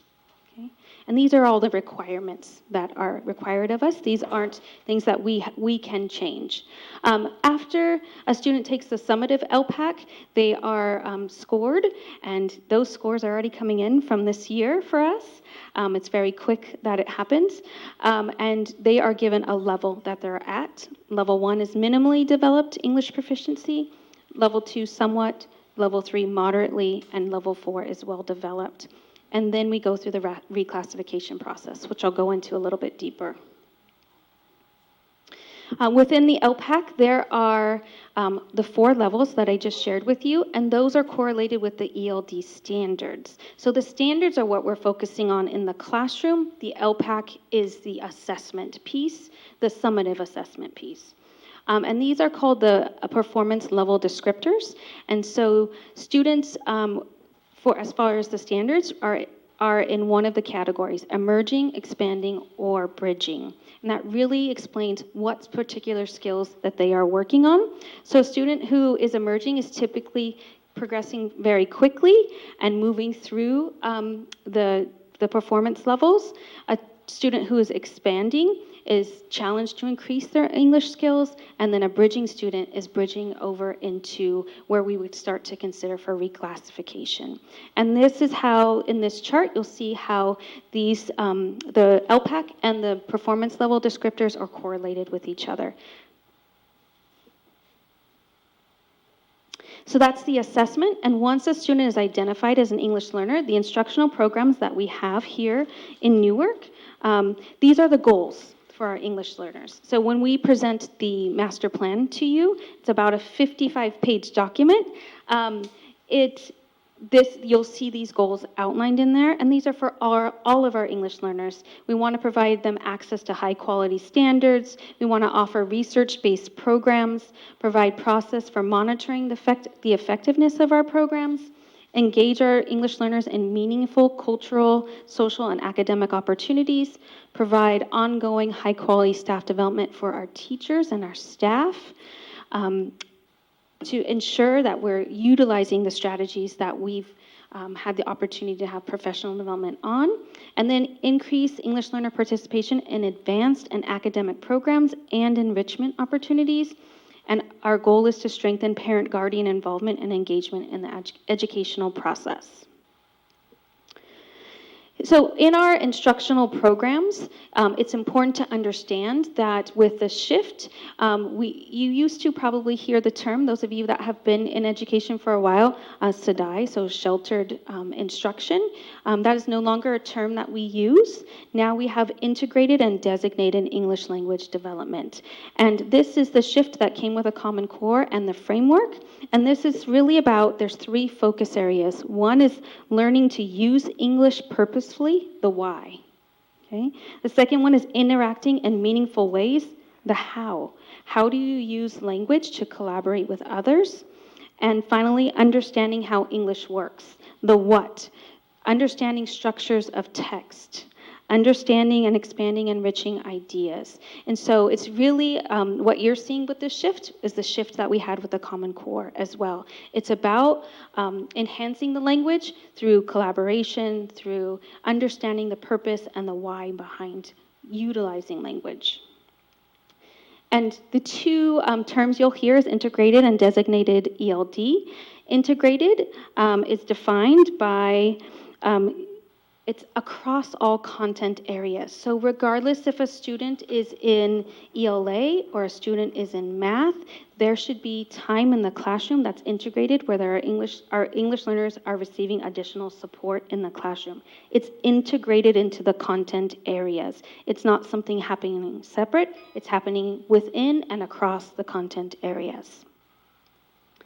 Designated time is a particular time where we support our students on their skills with English. Integrated time is content-based. Designated time is about developing proficiency with their English language skills. And so it's a protected time during the school day. It does not mean it's happening outside of the classroom. It could look like small group instruction in the classroom. It could look like a pull-out program. It looks different at every site, but it's really a protected time focusing on developing English language skills. So our recommendations as a team was the daily minimum time to devote to designated time, because we know that there's integration happening in the classroom, but we want to make sure we're focusing on the designated time for developing English language proficiency. So our recommendations are a minimum of 150 minutes per week. Remember, this is the targeted time, depending on where they are as in the performance level indicators. So are they a student who's emerging? That's a student who's really going to get particularly at minimum 150 minutes a week. If a student's at bridging, that's going to look very different. Additionally, additional time should be allocated for our students who, like as I said, are at emerging and expanding, but bridging, the time will be less. And then at the secondary, it's typically a daily block or a period at the junior high and high school. So some of our instructional programs, the overview of just quickly of what we offer here in Newark. We have newcomer education, and that's really, a newcomer is defined as a student who's been in the U.S. less than 2 years. And so, and our newcomers come in with different education as well. And so there are two types of newcomers we have. We have students who have had adequate formal education, and so we provide support for them in one way. And then we have students who come who had limited or breaks. Oh, I thought you were saying. Finish. That have limited or interrupted education prior to coming to the United States. So just a question, on the newcomer intake, Mm-hmm. are we also looking at assessing knowledge in core areas? Like a student may not understand English, I get that, but math is pretty universal. Is there other core areas that we might check to see where their academic knowledge is? Yeah, so the initial assessment is the initial LPAC that gives us their English learner proficiency, but then we also, when they're in their classes, we also determine what was their formal education. At the high school, our counselors are looking at their transcripts, and that's been a big focus this year, international transcripts, and working on the correlation. And then finding what has their educational process been. Some of that is through an interview process with the families as well, through that home language survey and getting more information. Digging a little bit deeper, what has been their formal schooling and what support can we provide them? Thank you, that's really important. Yeah, and I think to add to that, we're looking at some professional development for our registrar and for our counselors at the secondary level, because it is reading the foreign international transcripts that can be difficult. Not just because of the language, but I think it's translating to what we have as an equivalency. But back to your point, we have a lot of students who have had formal education, and we don't want to stop them from the areas such as mathematics or science, so they are continuing to advance in that. Okay, thank you. Another one of our programs is our structured English immersion, and that's really looking at the minimum times that I shared with you previously. Students are receiving the most intensive support, and then the English language mainstream is really what's happening within the classroom, in every classroom, and the support that's happening there. We do have a seal of biliteracy here in Newark. I believe that was new last year. Our students who take the Spanish for Spanish speakers and then take the AP test and score or get a passing score on that will get the seal of biliteracy on their diploma. We also have a new assessment from the state, a Spanish assessment as well, that we will be using with our students next year, because that will be part of the requirements to be proficient on that assessment as well to get the seal of biliteracy.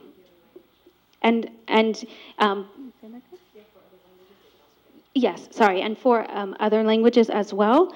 This is where we started initially this past year.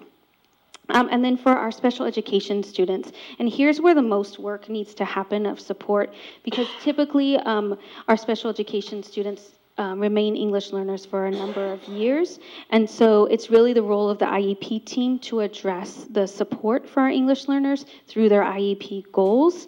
But it's really difficult usually for our special education students to be reclassified. So the state is coming out with new criteria for us. We're anxiously awaiting that because we want to make sure we're reclassifying our special education students as well, especially if language really isn't the area of need of support for them. And then in our elementaries, we have designated and integrated time. And at the junior high, as I shared before, we have a period for ELA.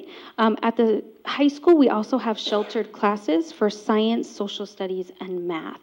And so the sheltered class, the teacher utilizes a variety of strategies to support English learners. In addition, the bilingual aid is in there to support them. I did want to share also, before I go onto the characteristics, I think it's important for us to note, I just went to a training for our English learners that it's called the Global Impact Initiative of 2018. By the year 2040, 75% of our students who graduate will be multilingual. And so I think the exciting work that we're doing and starting to shift that way, world languages and English language development are going to merge together. And it's going to be a really exciting time for all of our students because all of our students are going to be language learners. And so utilizing all of the strategies our world language teachers use, as well as our English language development, it's going to be a really exciting time for all of our students because they're going to be graduating multilingual. Another part of our EL master plan is looking at our students who are considered, you'll hear the term LTEL, a long-term English learner, and characteristics of our LTELs, they've been in California schools for more than 6 years, and they still have not made progress on the LPAC assessment and in their academic achievement.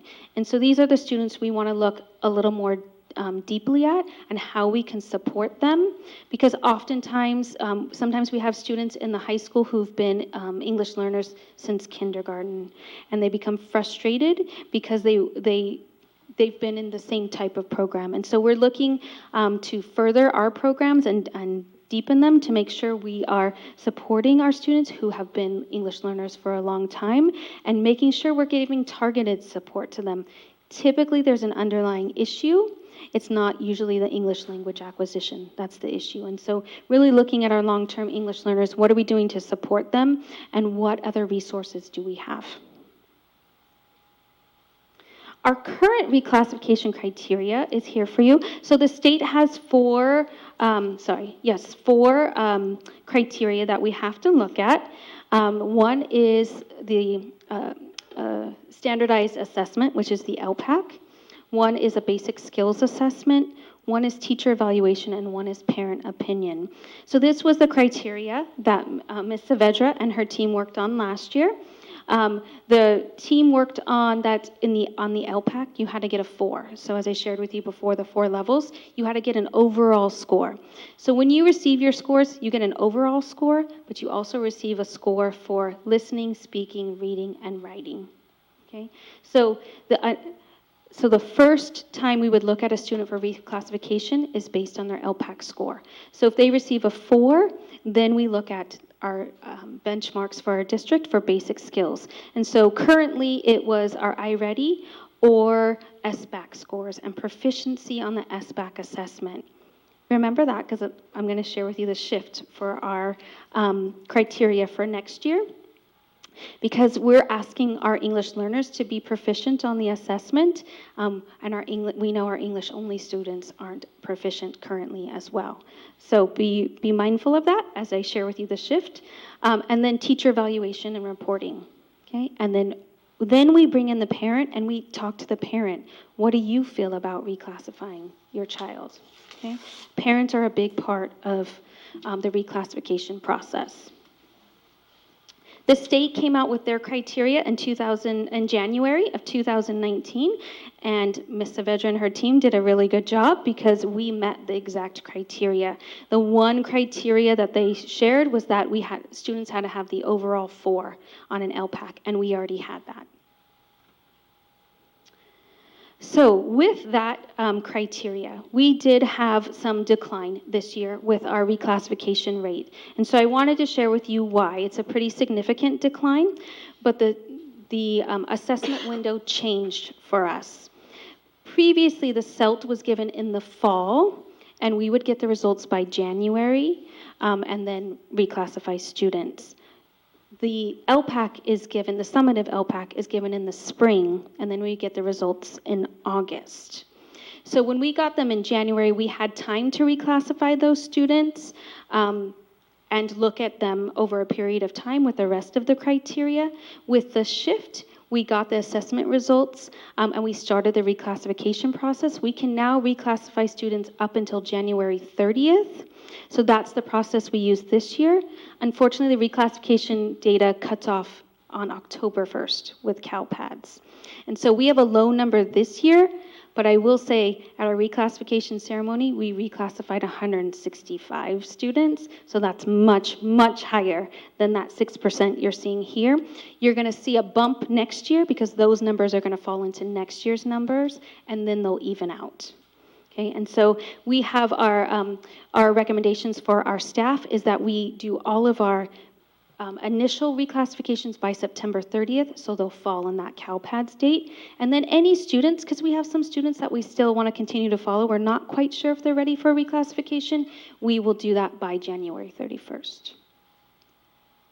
So new criteria that we are recommending, it's exactly the same with the exception of, as I said, with the SBAC, we are expecting our English learners to be proficient on the SBAC. We're expecting all students to be there.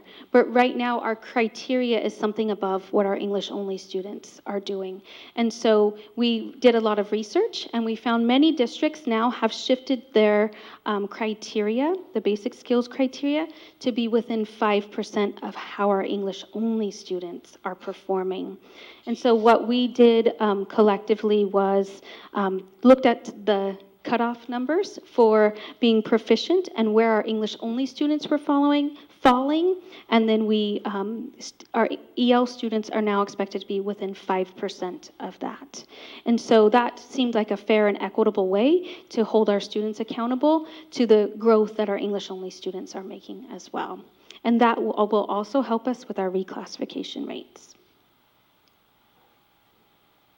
Our next steps, we will be, as I shared, we'll be bringing the 50-page document to you in June for approval. It's really exciting times, 10 years in the making, and so the team will be coming with me then to share that plan with you.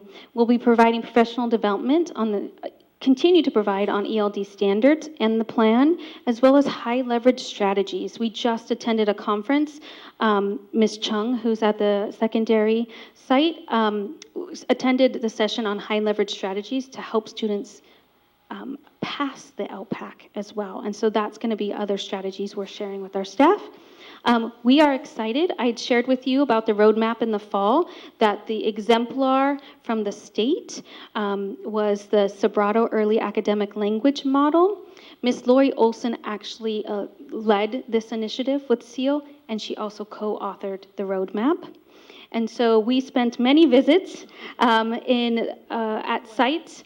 I think I was there 6 times, and taking all of our elementary principals and administrators and some of their teachers to see SEAL in action. SEAL is a model. It is not a program. It's a model of instruction. It's about integrating high leverage strategies into the curriculum instruction happening on a daily basis. And so the way their model works is we train our TK and first grade teachers over 2 years. The second year, we train our second and third grade teachers. And so the exciting thing is we have been accepted by the SEAL, the Sobrato Foundation, to participate. They also interview us to see that we're a good fit for their model. And so we got the good news just a little bit ago, and so we're excited that this is going to be our 3-year plan with focused intensive support for our TK through third grade students, and ideally we would be reclassifying them at the end of third grade. All of this is going to be funded through Title III funding. So this Title III funding is generated for our English learners. In addition, part of that program is to have support for teachers for the integrated work that they're going to be doing in the classroom. So we will be having 2 full-time coaches that are funded through the Comprehensive and Support and Improvement Grant that will support our teachers in developing these integrated thematic lessons. And then for our 4th through 6th grade, a lot of what happens in SEAL is based on the guided language acquisition development. And so we're going to work with our 4th through 6th grade teachers. At one point in our district, I think we almost had 100% of our teachers trained, and we moved in a different direction. So I know many of our teachers are excited to get back to this work because it's proven research-based strategies that work.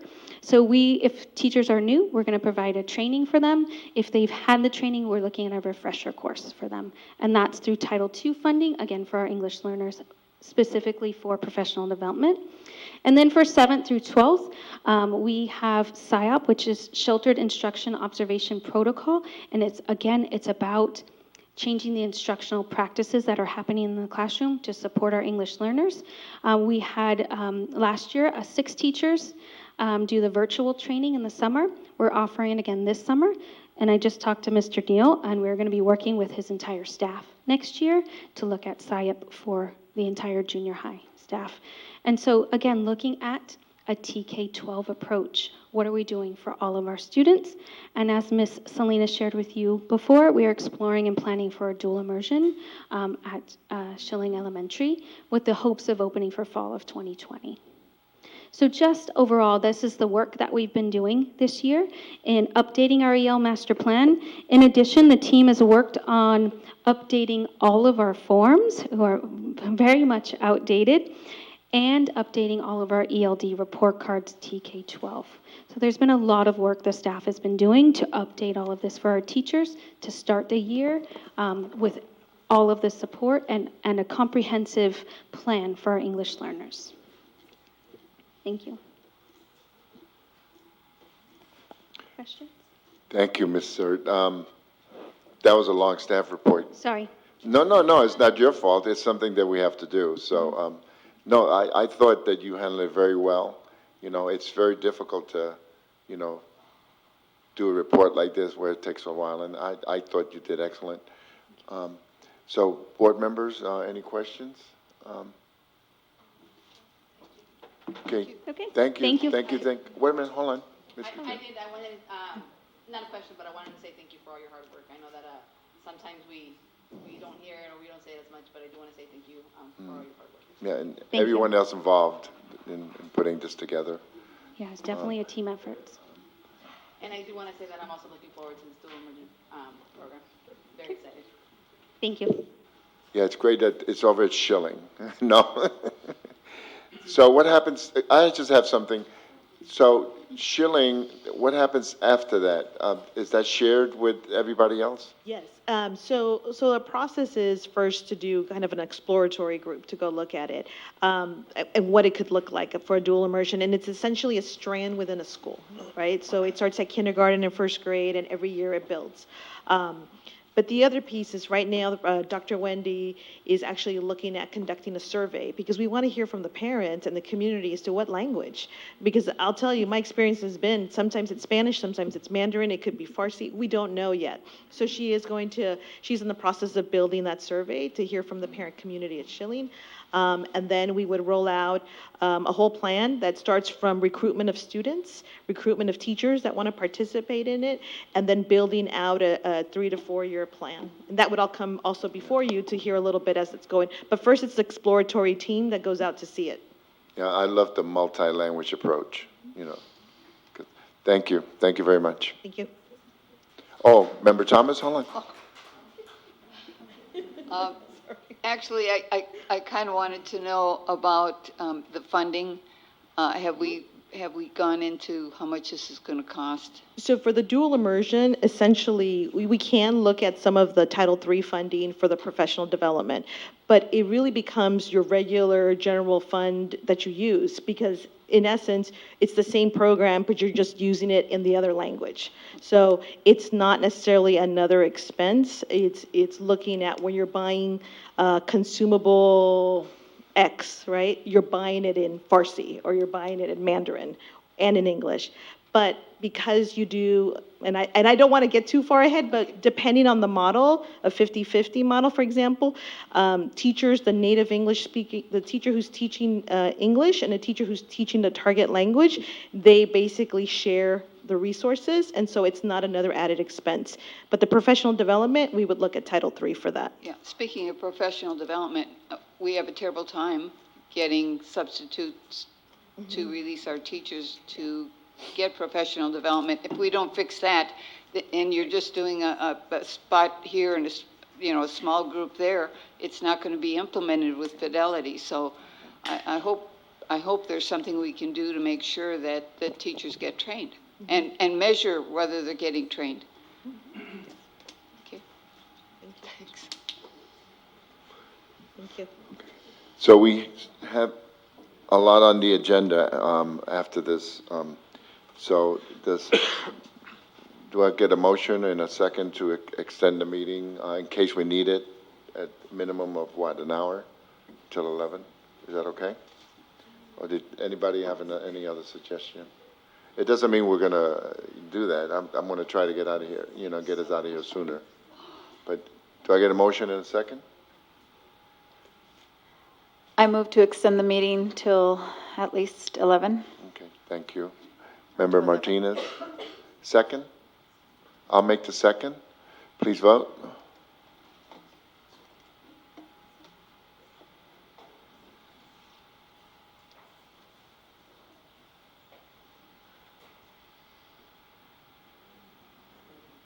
Okay. Member Gutierrez, no, which means in order to keep her on my good side, I have to try to get us out of here by 10. Right. Okay, okay. I agree. I think it's to keep all of us on your good side. I know. Okay, so employee organizations, Ms. Eustace first, and then Mr. Merritt, and then anyone from NUMA.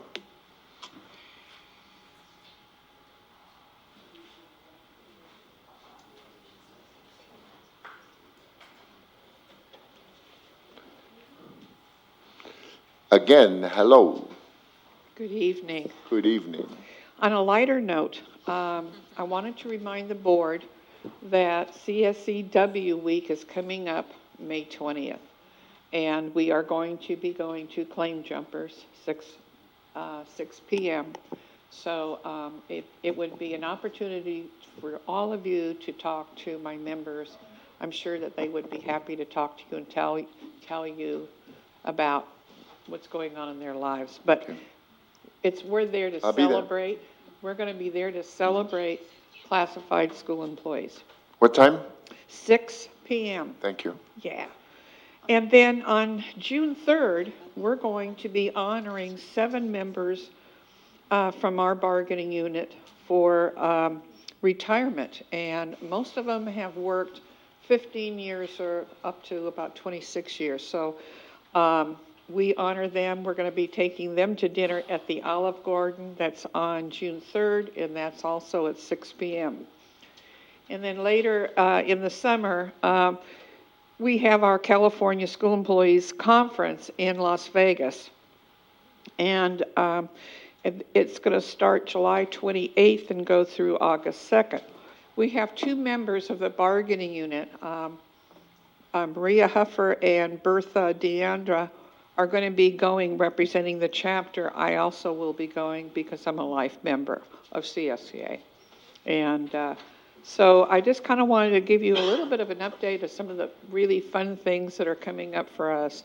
Summer, our executive board is going to be getting together at the end of June, and we're going to be working to setting up our whole next year, because we set up our chapter meetings, our executive board meetings. We all do that at the beginning of the year, and then it's kind of laid out. We even set our events so that it's a little bit easier to deal with, because we know exactly when it's going to happen. So anyway, we're going to have some fun times this summer. So thank you. Thank you. Thank you much.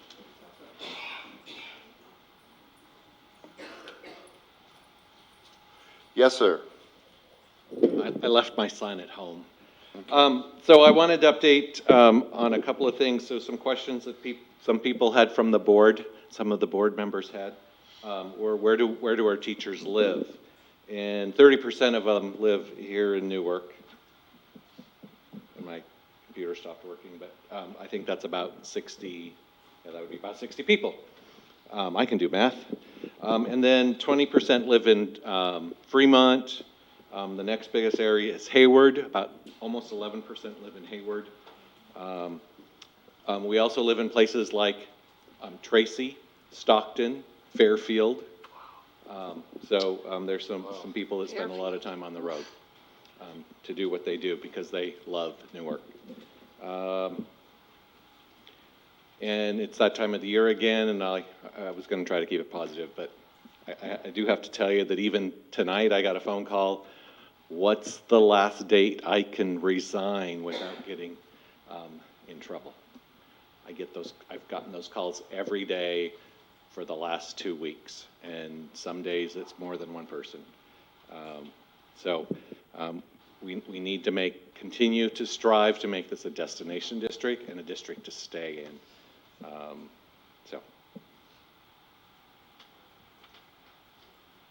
10 people live in Castro Valley, including me. Anybody want to carpool?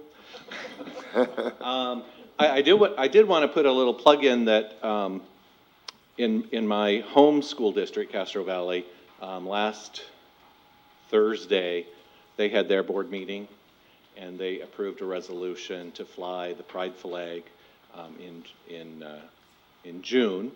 And on May 30th, they're going to raise the flag at the Castro Valley High School, the pride flag at Castro Valley High School. And about a year or two ago, the Castro Valley Pride Association sent a message to the school district that said, would teachers fly the pride flag in their classroom? And they originally bought 100 flags, and they were gone in no time at all. So something to think about.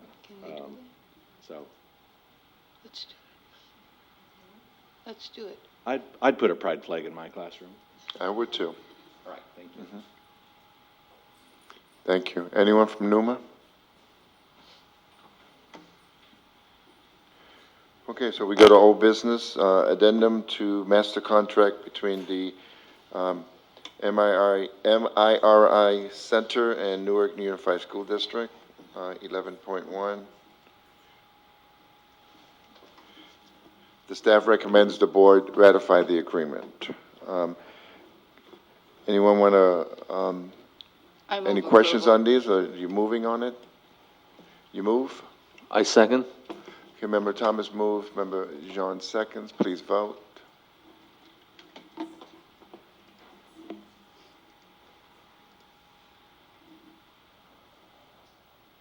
Okay, motion passes. Member Martinez, no, did you want to address that?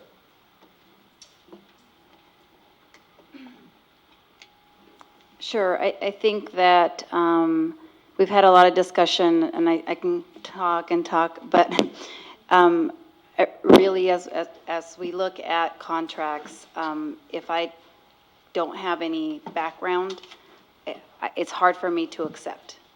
So I think that's my position. It's been, I hope, a consistent position, so that's why. Okay, thank you. Was Ms. Willis supposed to be here for these, or? Huh? Unfortunately, she's not able to be here tonight, but I can speak to, I have, did you want me to speak to the No, MIRI? no, it's fine, never mind. 11.2, addendum to master contract with Ascend Rehab. The staff recommends the board ratify the agreement to the original master contract. Discussion, questions, Member Thomas?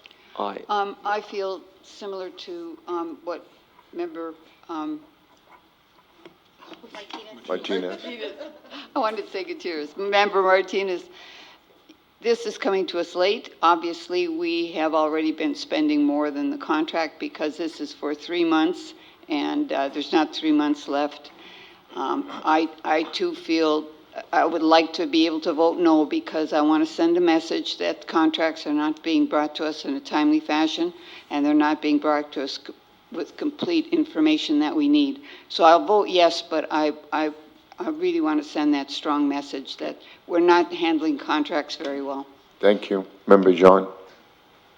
Oh, I just have some questions about it looks like this is still filling the FTE position that we're supposed to fill, right? And and we're having hard time filling these FTE positions. Yes, unfortunately, I know that at the last meeting, so this is carried over from the last meeting, because there was some more information that was needed. So if you look at the attachment that's there, the spending is all within what we had budgeted. But as you know, and this might be something to consider as we look at the next school Yeah. year. But what we had planned was that we did not want to bring large contracts when we had not filled the positions, because we wanted to ensure we were still looking to fill these positions. But unfortunately, that's causing us to keep coming back each time to show that. But I did want to draw your attention. Director Willis did attach a PowerPoint to give some further clarification. And this will also carry into the extended school year work, where we'll have some support that's needed as well. So the plan is fill this position within 3 months, right? Well, we're going to keep working on it. I will say this, that the special education department and principals have really been doing a lot of interviews. They've gone out to at least 3 fairs, employment fairs, and we've got folks signing contracts. So we're looking forward to seeing how much we can fill these positions, but as we know also, it's a shortage across the state of California. I do want to say that once we look at the funding across, we had such an increase with the number of special education students, and there was also an increase with step and column and all of that, but we still stayed level to last year's budget. And this is 6 equivalent FTE, right? Equivalent to 6 FTE for the 3 months? I don't believe so. I believe, let me look at where she listed on here. It's not so much that it's by equivalent. I will draw attention to, based on the caseload, she has speech and language services for 347 students via 5.2 FTE. Yes, there you go. And a 0.8 for OT, for occupational Yeah, therapy. so if, say, suppose within 3 months you fill this position, what will be the approximate cost of having this full-time position compared to the contract, which is close to 300,000 in 3 months? Right, so it's going to depend on what time of the year they come in. We have we have about 19 days left of school, so it just depends on the prorated. We can certainly crunch those numbers. I could work with business services to get that. With this contract, certainly if we find the staffing to do it, I don't foresee that just because everyone right now is closing out the school year. But we are actively looking for 1920. But theoretically, 6 full-time positions should be much cheaper than this 300,000, right? It actually would probably be less, but again, I can crunch the numbers for the rest of the 3 months, yes. Okay. Member Martinez. So thank you, and I did review the presentation. This has been an ongoing issue, and you're right, Letty, that I don't think that's going to change by the end of the school year. I think what I'm concerned about, if we look at the rate that we're burning through cash, let's call it, to cover contracts, we know, and we've heard loud and clear from you, it's really hard to find folks. So to Member Zhang's questions, help us understand, if we need to pay more to attract, what does that look like? I can't believe that we would still be spending anywhere near what we've been spending on contracts. So I think that's really important, that we are where we are now. We'd like to see, I know I'd like to see a proposal as to what is that range that we would make us competitive, and again, approximate cost benefit, if you will. Again, yeah. Yes, absolutely. Okay. Member Thomas. The number 347 really strikes me. It's about 6 or 7% of our students need speech therapy. That seems like an awful big number. And how does that compare with other districts? Are we over-identifying? I mean, I hate to think that we're spending money that children will outgrow whatever speech Sure. I issue can they have. certainly resend. I know that Director Willis has sent that data forward. I don't have it on my computer right No, now, but but I I'm- can resend it so that we can look at the actual numbers of speech. Well, I had a similar request just a couple of weeks ago when I talk about the primary language spoken at home and the ethnicity base. I think I wouldn't say over-identify. I will just give you my impressional number. I think among Asian American students, we are lower than Fremont, but among all the other races, we are higher than Fremont and New Haven. That's what I remember correctly. Yeah, so I think we should look at that again. I can resend it, yes. Well, or maybe, I don't think it's a matter of telling us, I think it's a matter of staff looking at it and seeing if they can reduce that number. Well, yes, within the Within the parameters of needing it. identifying I know, students, I know. yes. But I mean, if you find that we have a much larger numbers than other districts in certain ethnicities, that's something to really look at. Okay, this was brought back. The staff recommends the board ratify the agreement to the original master contract. I want to move that we vote on 11.2. I second. Please vote.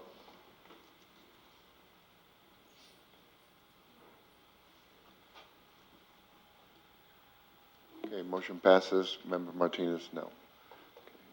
And you already stated the reason why, right? Is that correct? Yes, and in this case, again, I appreciate the numbers. It was a significant shift in terms of cost from the previous estimate. I understand that there was an error. It's still concerning to me that there would be such a large shift. Yes, the error, and then the department added on the ESY, the extended school year. Okay, so now we move to new business. Is there anybody here from Kennedy Elementary? Okay, great. Okay, this is exciting. Yeah, the mural for Kennedy Elementary School. Who wants to, Superintendent, you want to go first? I think I'll let Principal Hughes explain what they're up to. All right, so tonight, representing Kennedy's art community, we have Laura Ruiz and Ann Williams, who are art coordinators. They are parents at the school who work really hard to make sure that art happens for every student in every classroom every month. And they've now recovered from all the effort and hard work for the art show because it's over and they've recovered. So now they're here to talk about our mural that we're really hoping that you'll approve tonight to help beautify our campus and help our students. They had a big say in what's in the mural or the proposed mural. So I'm going to turn it over to Laura and Ann. Hello, good Hi. evening. We've been working over a year with this nonprofit company that's called Color Corps, and they'll be helping us to think about how can we create a better school for the students and not only the art, but a place where the students can feel better. So we've been working the past 3 months with the students. We've been doing surveys about colors. They've been learning about colors, but not only colors, but how do you feel at a school and how would you like to feel at a school. So we had 2 assemblies at a school with this nonprofit company, and the kids, they picked their favorite colors based on how those colors make them feel, and there were beautiful words like playful and calm and safe, and it was a great experience. And also, this company is working with another design company in San Francisco, so with all the input from the students, they come up with a design into color schemes, and the students get to vote. And they were so excited, and they're so proud that they can pick, where they go to school and how the school is going to look like.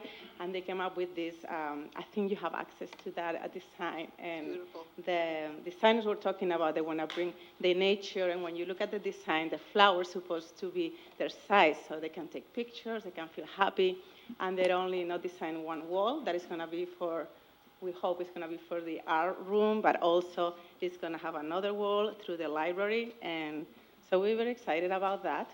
Do you have any questions? It's beautiful. It's beautiful. I wanted to ask you, I know there was a lot of work being done to raise money, and like you said, with nonprofits. So if you can get us the information so we can add them to the donations report, maybe at the next meeting, or? Well, actually, our PTA runs this art program, and every year, you also guys receive an invitation to our art show. We'll be there. And Mrs. Thomas came last year, and So with that, we ask for donations from the parents. We have a raffle, and we write to different businesses. We have families that donate the stuff to doing the raffle. We have cash donations for our families. So part of that is going to the art program for the next year, and part is we hope to have one project per year to bring into the school. So that is part of our money. Also, Color Corps is going to help in funding this project. We're going to have a muralist. We hope to have a paint day where everybody is going to be painting. Kelly Moore is going to donate the paintings for this mural. And we also, Mrs. Williams wrote a grant to the PTA Peralta District, and we got $500 from them. That's great. Thank you. So if you want to, we can add them onto a donations report in the future if you want. And then if you want to invite them to come, we can recognize whoever you want. And we'd love to do that. Okay, well, we'll talk about And that. thank you for all the hard work. And we're looking forward to going over there. Okay, thank you. So you approve it? Okay, I'll so I make need the a motion. motion I'll make and the a motion. second. I'll make the motion for 12.1. I'll second that. Member Gutierrez makes a motion, Member Thomas seconds, please vote.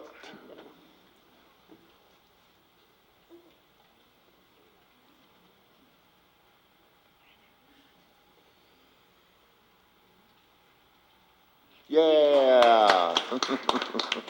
Thank you, Ms. Hughes.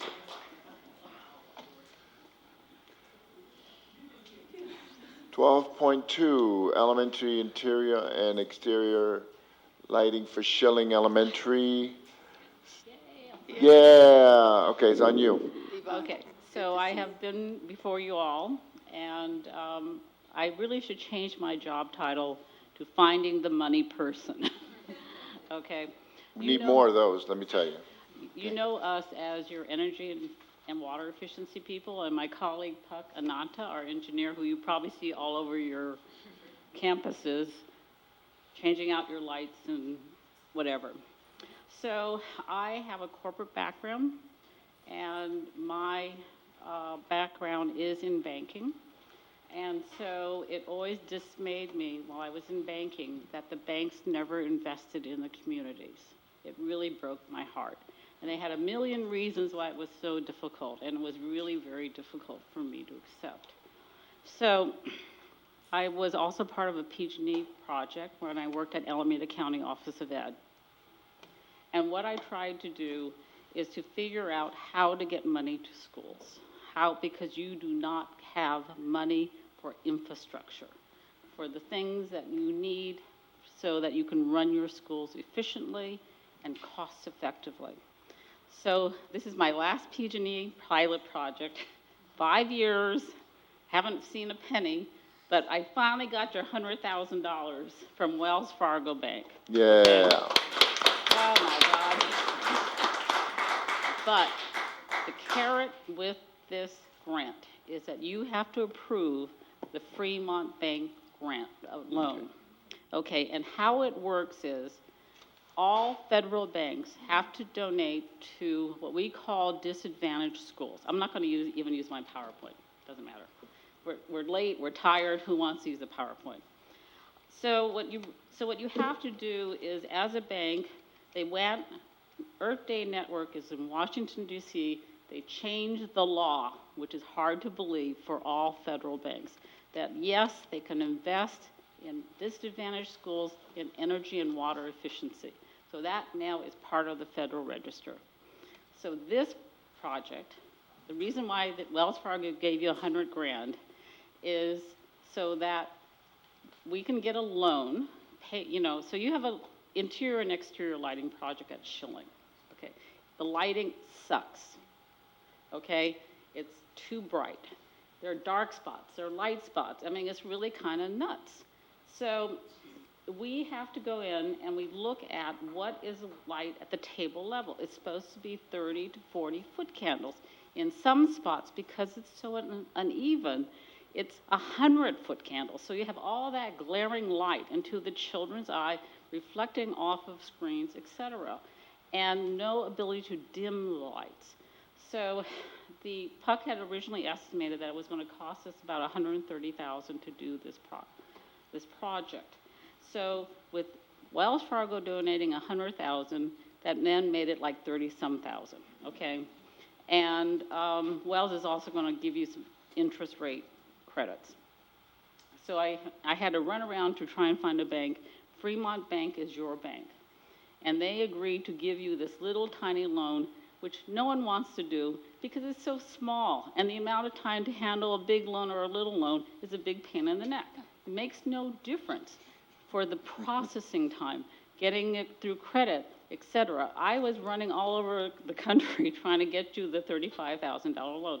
I finally got a loan from Fremont Bank for that second half, okay, to cover the whole cost of the interior lighting project. And the purpose is to say, if we save you $15,500 a year in energy efficiency for your exterior and interior lighting, you can pay that loan off in less than 3 years. So that, can I mimic that throughout the Bay Area? Because this is a pilot. So can I take that and get another bank, a number of banks, to make investments in schools, in energy and water efficiency, and use the savings to pay it back in 3 years or whatever, and then thereafter you have good quality infrastructure, you have things that will help your students, your teachers, your staff with correct lighting, and you will have a lower operating cost thereafter once you pay it off. Okay, so that's really how those two things hook together. So if this project is successful, we will then go out to more schools in the Bay Area, because we now are working, believe it or not, in Alameda County, Marin County, and Contra Costa County, because people keep bothering us and say, we want your help, we want your help, we want your money, okay? We want you to find resources so we can do this, okay? Because the Prop 39 funds are going to end in 2020, okay? I need to find other ways to get you money, okay? So this is the point of this. And then we can then form a consortium of other schools who have disadvantaged schools, you know, with high and free and reduced lunches, so that we can do more pockets of these throughout the Bay Area, throughout California, throughout the country, because it's meant to be a countrywide product, because it's regulated by the feds throughout our country.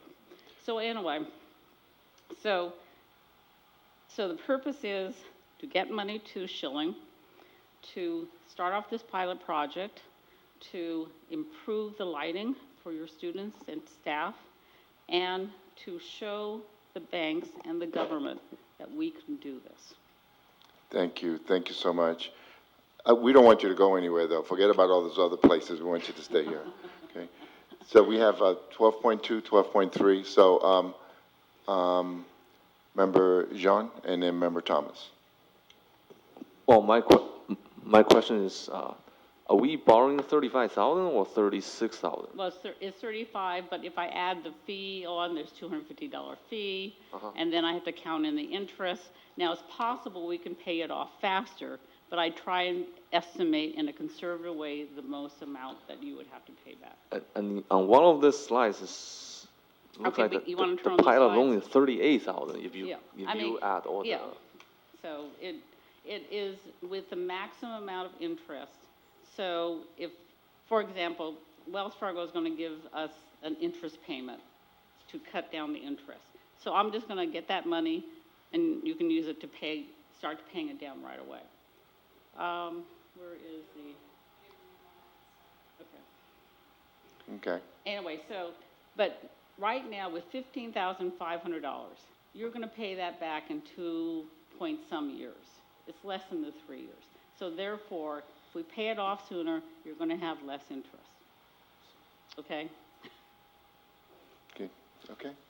Member Thomas?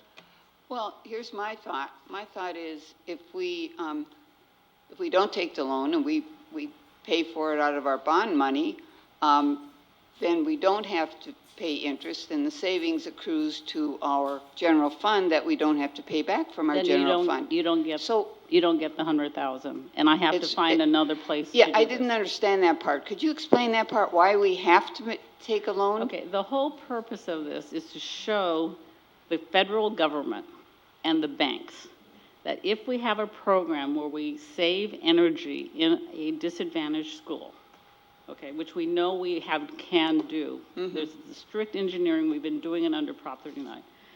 If they can pay it back, then the banks will lend. I'm convinced, it's fine. Okay, thank you. Right. I mean, I hear it's one you. or the Right. other. I know. I mean, all or one. While I've got your attention and they're bringing that up, you know, you find a lot of water leaks, right? Yes, and that is a Prop 1 project that I'm trying to work on as soon as I finish this one. Well, but we have money in Russian. We have already 2 No, but I million. would rather get you free money. Huh? Thank you. Well, that's fine if you can get us free money, but in the meantime, that's the sole purpose of that money that was approved in the Russian budget was for landscaping, including irrigation. And it just seems to me that you know, we're paying for leaking water and time is running out, so. Well, right, okay, so we managed to get the legislature in California to change the law in 2017. And in there, we put in Prop 1 that they shall pay for leak repair and detection because of the leaks that we found at Newark Junior High School. Okay, so we're using you as a guinea pig. No, Got it? you're good. You are You good. are, definitely. Thank you. Because we gotta find your money. Yeah. I did talk to Al, who's the manager of Wells Fargo, the local, and he wants to talk to you and maybe get you some more money. Okay? Okay, Okay. I move Yeah. approval. Okay, Member Thomas moves approval, Member Gutierrez seconds it. Are we approving 12.2 and 12.3 at No, the same separately. time? 12.2 first and then 12.3. Can we make a motion to approve twice, to approve that in one motion? Normally, we do it because they're listed separately, but we'll get through it right away. Okay, 12.2, we have a motion and a second. Please vote.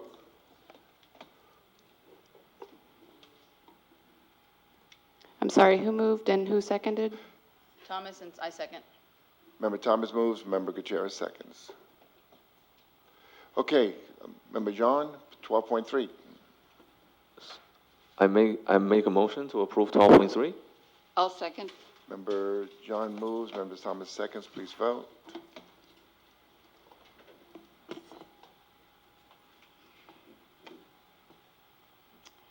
You can vote on this, by the way, Thank you. if you want, okay? Okay. Thank you. Motion passed. Thank you. Thank you for hanging in there. I thank you for Right. really allowing us to do a Right. lot of innovative things here. It makes a difference when you have Right. schools willing to Right. participate in the kind of projects that I dream of. Thank you. Thank you. That's great. Thank you. Thank you very much. Yeah. Okay, donations report. I move we Superintendent. accept the donations report. Okay, Member Thomas moves. I'll second it. Member Gutierrez seconds. Please vote.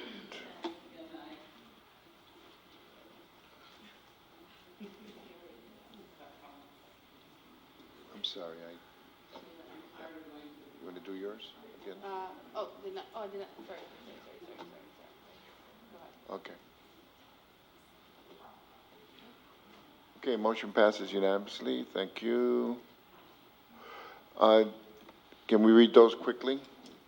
Do my You wanted, best. I'd start. $60 donation to Newark Junior High School from Walter Silva for girls volleyball. $50 for Newark Junior High, Josefina Fernandez for flag football. You want to go to next? Starting with Schilling. $500 for Schilling Elementary. Donor is St. James Episcopal Church, and it's for the Garden Club. 700 donations for Newark Junior High School by Above All Plumbing for 8th grade trip to Great America, and $100 for Newark Memorial High School for Rocketry Club by Elisa Martinez. Okay. Member Thomas, you want to go next? $100 for Newark Memorial High, Terry Marzano for Rocketry Club supplies for competition. $100 for Newark Memorial High from Nancy Thomas for Rocketry Club supplies for competition.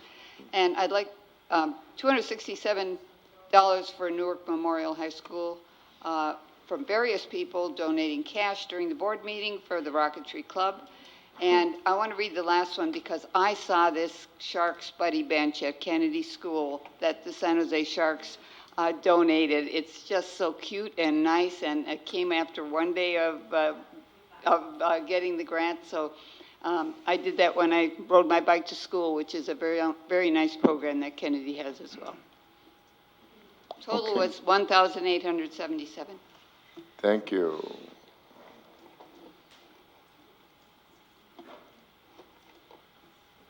Okay, 12.5, class size TK3. Staff recommends the board approve the CSL CSM of 29-1 for grades TK through third for the 2019-2020 school year. Purpose to change the class size limit, the student-teacher ratio for grades TK through third for the 2019-2020 school year. Board approval is needed. ERCSIT from Newark Teachers Association, collective bargaining, Article 8. The board may, in its discretion, on an annual basis, elect to increase the CSL CSM class size limit, class size maximum, up to and including 29 to 31, provided, however, that the CSL shall be established at the beginning of each school year and shall not be changed mid-year. Superintendent, right now, our class size, my understanding is 24-1. No. We're standard, we're approaching 26-1. You want to speak to this, Ms. Vidra? And then I'll ask Mr. Merritt. Come on. Yes, We have a few speaker cards. currently, last year, the board voted to increase the number, and even though we're saying 29 will be the max, currently we have staffed at 26. There are some classrooms that are 29 in certain schools, but not everybody's there. Okay, thank you. Mr. Merritt?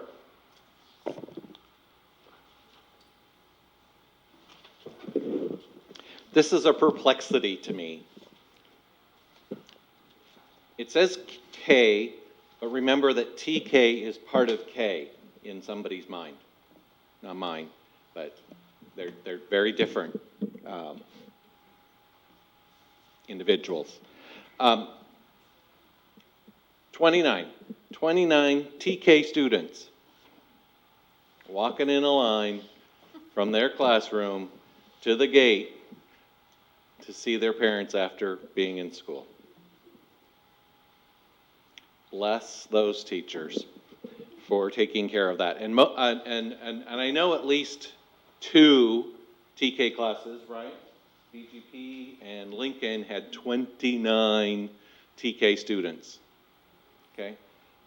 So the perplexity to me is that not last year, but the year before, we went through this, and I do remember Ms. Kawabata coming up and talking as a kindergarten teacher, how ridiculous it would be to put 29 kids in a classroom. The PTA and CTA recommend 20. Our contract says 24. The state authorized some funds to keep class sizes at or below 24 at some point. The evidence is there. Students learn better in smaller class sizes. Especially in this age group, they're not only learning math and English, they're also learning how to keep their hands to themselves and use a Kleenex when their nose is running. They don't even know how to drink milk out of a milk carton yet. You want scores to increase? You want test scores to increase when they get to the 3rd grade? Don't put them in a class size of 29. Baffling. Now, last year, let's come to last year, because I would talk about, we had this conversation, not last year, but the year before, and then, because you did approve to increase class size, which you have to do each year. It's on you. You have to approve it. You did 2 years ago. Then last year, originally staffing was at 26. okay? But then some schools went up to 29. And I said, when did you approve it? Oh, it was in the budget, it was in the budget. Nobody found, if it's in the budget, why isn't it in the budget this year? Why are you doing it different this year? Why did you do it different 2 years ago? So if you approve this, I want you each to volunteer 1 hour a week in a class size of 29, TK through 3. Thank you.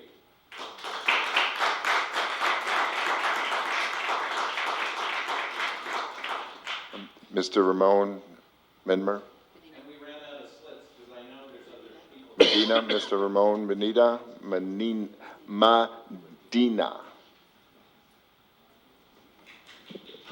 Good job. Medina. Medina. That's right. Thank you very much. It's been a tiring. I've been up since 5 o'clock, so I'm glad I wrote this down. But my name is Ramon Medina. I'm a parent at music school. Increasing class sizes at the TK and third grades is a step in the wrong direction. The early grades are foundation to a solid background in literacy and reasoning. So I don't know, during your time when I was in school back and I came to this country in '84, I remember being in third grade and I had about 18 students at John Gale in Redwood City. And I was an ESL student. I learned with flashcards, English. This grades, there are small groups and individualized attention help build readers and problem solvers. In Newark, we follow the Lucy Calkins literacy model, which relies on mini lessons and small groups, personalized conferences to build vocabulary, comprehension, and reading skills. So I think you guys got to look at that. You guys bought it. I'm not sure if many of your board members were part of that vote. But I found out today that that model doesn't even meet a lot of the California standards. So maybe you're wasting money there again. I'm not sure yet, but I will find out.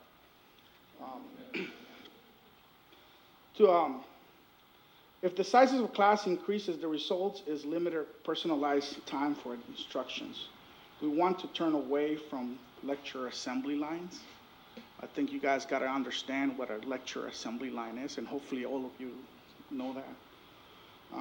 We should give our primary teachers the ability to teach and intentionally group students, not add more students and crowd the classrooms, because we're getting all this new programs or new ways of designing rooms and all that. Well, crowded classrooms are not going to do it. If you want to go and look like an Apple building, which I was there for 3 hours today, and they're in small groups, and they're not crowded, because crowdedness doesn't help you think. So I really hope you guys understand the power you guys have right now to make sure you stop this. You want to bring more students to Newark, you got to be competitive. You wanted more money, you got to stay competitive, because there's a lot of parents that I've talked to over the last couple of weeks that have told me, I don't want my student at Newark. And I ask them why. And the first thing they tell me is, guys, some of your classes are just, my kindergarten, I've talked to 5 parents in my district, in my school, right? I live in music, and all of them don't want to come in kindergarten because it's too crowded. So I just lost, in my neighborhood, right behind Home Depot, 5, 7 kids that are not coming. So I hope you guys understand that you're not only losing kids, but you're losing that ability to have parents believe in you. So if you guys want to change, you guys got to start by doing that and listening to some of us. Thank you very much.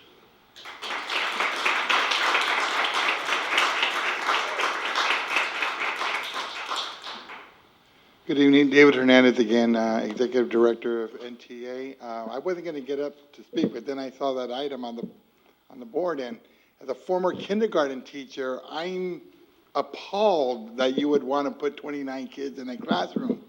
We're about prevention. We're about teaching children at the youngest level in order to succeed. And where do we get them? At the youngest stage, when they're sponges and they can absorb. By putting more kids in the classroom, we all know the studies say, the more students in the classroom, the least amount of attention they're going to get. And this is when we start talking about the primary kids, and they start getting to the middle grades and high schools where we're saying we have to have remedial this, remedial that. Well, when we stop and think about it, how many kids were there at the primary grades?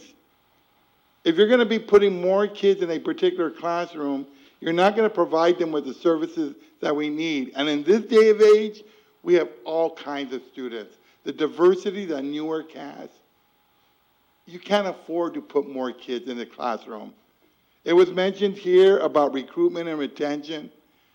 Do you want to open yourselves up to charter schools that go out and say, we could put less kids in our particular classroom? The school might not last 5 years, but we'll open up a charter school and we can add less kids. Competition is fierce out there. And don't do the mistake of having to raise the class size at the primary grades where you're going to pay for it later on. Because your investment where you don't put it at the youngest age, you're going to pay for it later on at the later stage. And I'm not just saying it because of a former kindergarten teacher. I say it because I work with many districts and I see what's going on. And districts right now, I understand funding might be tough. But you got to think about the future and the benefits of education for the children of your district. And if you do want Newark to be a destination district, you're going to have to be able to prove to the community out there that our district is one that provides and it has pride in educating our kids at the youngest level. In order for them to be successful when they go into the middle grades and to the high school. Because we don't want to spend extra money on remedial classes. We want to spend money on enrichment classes because we don't have to reteach. So I'm hoping that as you consider this item, that you seriously look at the message you're also providing to the people in which you are changing their working conditions. Because when you change the teachers' working conditions, you change the students' learning conditions. Thank you. Thank you. Ms. Melody Ambrashani?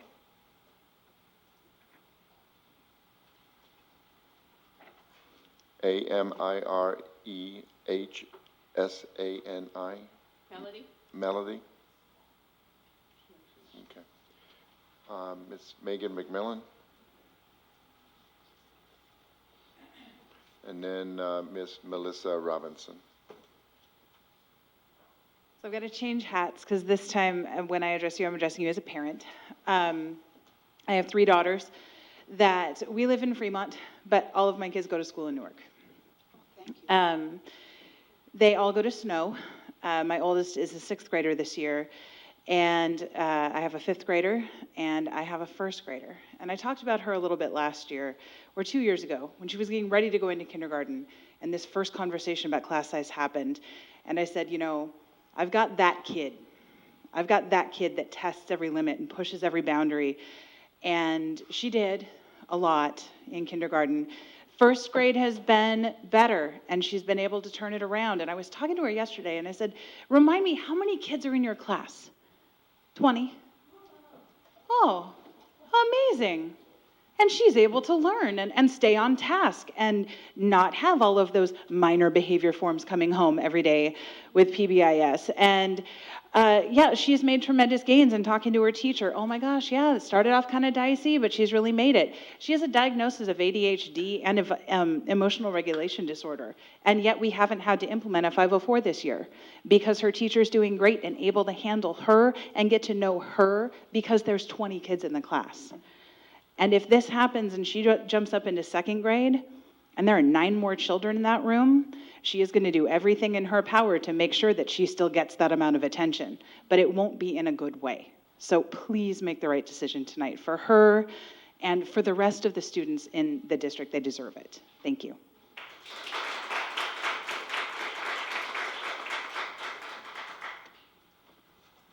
Hi, my name is Melissa Robinson. I'm a parent of 2 children at Music Elementary School. My son is currently in 1st grade, and he has a nice small class, and he is doing well, and I really, really, really appreciate having that closer attention. He has needed some attention, and so he's gotten it. He is flourishing, and I would like to see that continue through 3rd grade. My daughter is in 4th grade. She's moved up into a class that is 31 students. I can see the difference in her this year. I can see how one person, I don't care how good a teacher you are, one person to 31 kids. I mean, she's older. She's not TK, kinder, 1st, 2nd, 3rd, but it still has a big effect on her education. There's just, the classroom sizes don't increase with the number of people in it. There's only so much you can do and so many places you can put kids when there's things that go on. And so I beg you and plead with you, please make the class sizes small for the little ones. Thank you.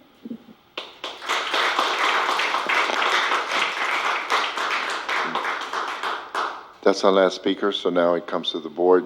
Superintendent, did you want to, who's Sure, I going can to speak to present part of this. I would say the last part that wasn't read in the record that needs to be read is our efforts will be made to lower to keep class staffing lower than 29 to 1.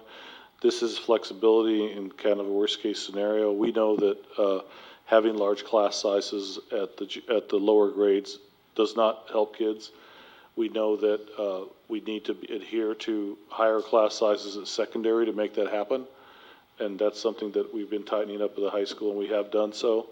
But this is part of our agreement, and doesn't mean we're voting, no one's voting tonight to move class size to 29 to 1 at every school. This allows the flexibility, and it creates the notice to the union that we may consider this if we need to, but we have had no discussions on increasing staff class size in K3 at this point thus far. Member Martinez?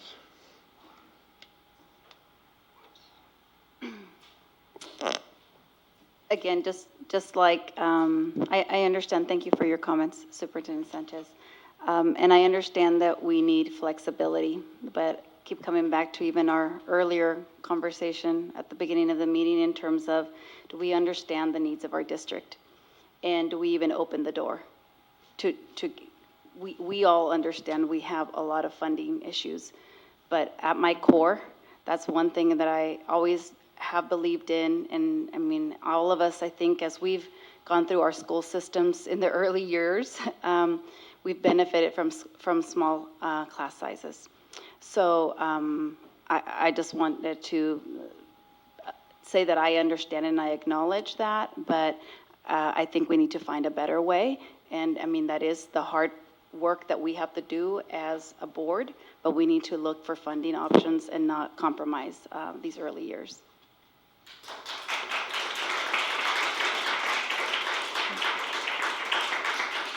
Member Thomas?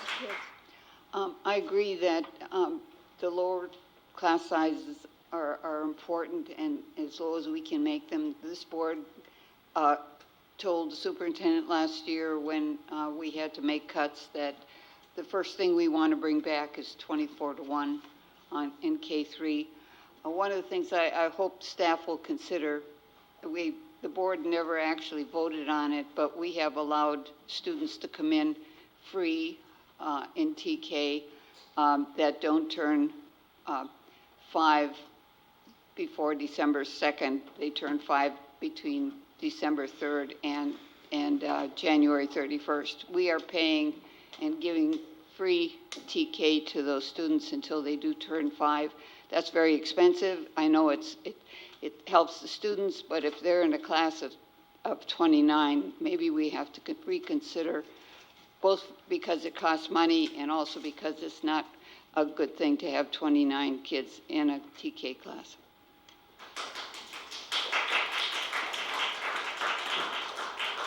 Member John? Well, so I think I've read a lot of studies about children when they're reaching the 3rd grade, how well you read at the 3rd grade, and how well you are at the arithmetic pretty much determine your economic future in the next, from your 4th grade, maybe even to college or grad school. So from TK to 3, that's probably the golden period that you really want to make the upfront investment, making sure the children read well and can do basic arithmetic, and going forward, we'll have a lot easier time to bring him up year after year, grade after grade. So I think when it comes to educating TK to third grade children, we need to exercise excess caution about increasing the class size. So I think this is, for me, this is upfront investment at exactly the right time. We spend the money there, keep the class size reasonable, and later on, so we can reap the reward from the investment. So I will be very hesitant I hope that staff can look into alternatives and savings, and the other thing, we do have declining enrollment, so I think it's hard to explain to the community that you want to have the flexibility of higher class size when you have declining enrollment. So it is hard to explain to the people in our city.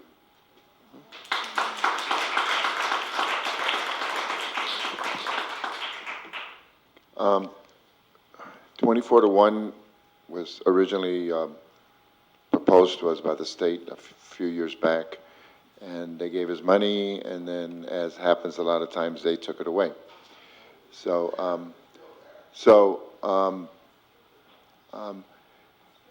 I thought, Superintendent, that the board had asked you to, like you stated, that you work on the upper grades so we can keep the K3.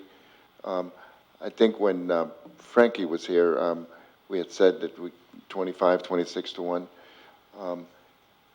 Isn't that something? So it concerns me that there's some classrooms that are 29-1, because our intent was to keep it, to 26. 25, 26-1, 26-1. Yeah, we said we wanted an average of 26, but because of flexibility, they could go up. But now we have classrooms of 20 and So how do some we? of 29. Right. So I don't know how you can do How do it we with do that? master scheduling. So the key word there is the average is 26, and there is some that are higher, some are lower. Let me speak to this from an educator standpoint. Absolutely agree, we need to keep class size low in early years. But it will come at a cost somewhere else. So the cost of keeping class size low at early years, K3, for example, is going to mean we need to reduce somewhere else, and it's going to be staffing. So I think that this is really a philosophical piece that the board needs to wrestle with. This is part of the current negotiated agreement that we have to do. I don't want to get into negotiating in public. We need to be careful with that. But I also am very aware that in Texas, the way they calculate the number of prison cells they need is based on a third grade reading score with the extreme degree of accuracy. So investing in early childhood education is not lost on me. And I think that this is the kind of commitment that if you make, it will pay off in the long run, but you need to hold the line. That means that every other thing that comes forward, this has to be a higher priority than that. You have to hold the line. When you get lobbied to not reduce other positions in the district and upper levels, and other people at the high school line up 40 deep to make public comment, you have to hold the line. So am I willing to get behind that and say, let's hold the line on lowering class size K3? Yes, but it's not my decision. It is the board's decision. This is flexibility. This one's run on averages. I think that we're working within the scope of the agreement, but do I feel that raising class size at those levels is going to help us? Absolutely not. Absolutely not. But do I also feel that we need to make some larger cuts in other areas that are going to be in positions, knowing that larger than 85% of our budget is tied up in staffing? We can have more for those teachers we have or the positions we have. There'll just be less of those positions. It's just math. We've been in declining enrollment until we see the whites of their eyes enrolling with us. We can't believe that they're actually going to come. Until we have them counted in October, we have to move forward conservatively. This is a big lift, but if there was one issue that I think we probably need to come to some agreement on, this would probably be it. I can tell you every study will tell you, you keep a lower class size at these grades, it will make a difference. It will absolutely make a difference, and those kids are more likely to stay with you. So But if- it has to come and be funded from somewhere else in the system, and there's no avoiding that anymore. There's only 15% that's not staffing that you can play with. After that, there's nothing else. We're cutting bone now. So if we use the 26-1, which the board already had asked, That's what's currently in place. right, and make sure, the board directs staff to make sure that no one is over 26-1, do you know what, we'll have to figure out what financial impact, because Well, if you that's- have some classes that are over 26-1, those things will have to change. We're there now, and the dilemma with the averaging to 26-1 still means we'll have some class size at 29 and some lower. It works out on an average, so I think that it becomes a question of, do we want to adhere to an average, or do we want to say no class will be at a certain number or above a certain number? And that will come at a cost. That's all. I think it's a cost worth paying, but I don't work for the community. You guys work for the community. You guys have the final say on this. I work for you, and I will do as you direct me. Can we have a study session on the different scenarios? Like, what will be the cost if we say I no think class we go already over did. 29? And what will be the scenario where we say average 26? I would have to ask legal to get advice on how we could talk about that, because this is a subject that is a topic within negotiations. Okay. I'd be willing to figure it out. So we have this, everybody has spoken, so, I'm sorry. Okay, go ahead, Ms. I just have a question. Uh-huh. If you can just educate me on this, why do some classes have such a large number like 28, and why some have 20, like Yeah, 20? I'm wondering that also. You want to speak to how we do the averages, Jessica? Yes, it depends on the number of students each school has. So, BGP being one of them that has the higher, the 29 kids in some of their classrooms, it's because the option would be to redirect those 3 extra students, and that's also difficult for staff and for the parents to go through, because who do you select? How do you select the 3 that will be sent away? Considering that we can't go over the 26. The 29, we do shoot for staffing at 26, which is currently what we're doing. The 29, like the Superintendent Sanchez was saying, it just allows us flexibility, so that in those cases, those scenarios, we avoid having to redirect students. So the example is BGP. Does that mean all, let's say, first grade, all first grade are high, or one first grade is, one first grade is not? It most likely impact 1 or 2, the grade levels. Sorry. Not the whole grade level, but a specific classroom. Okay, I guess that's what, let's just say we're focused all on first graders.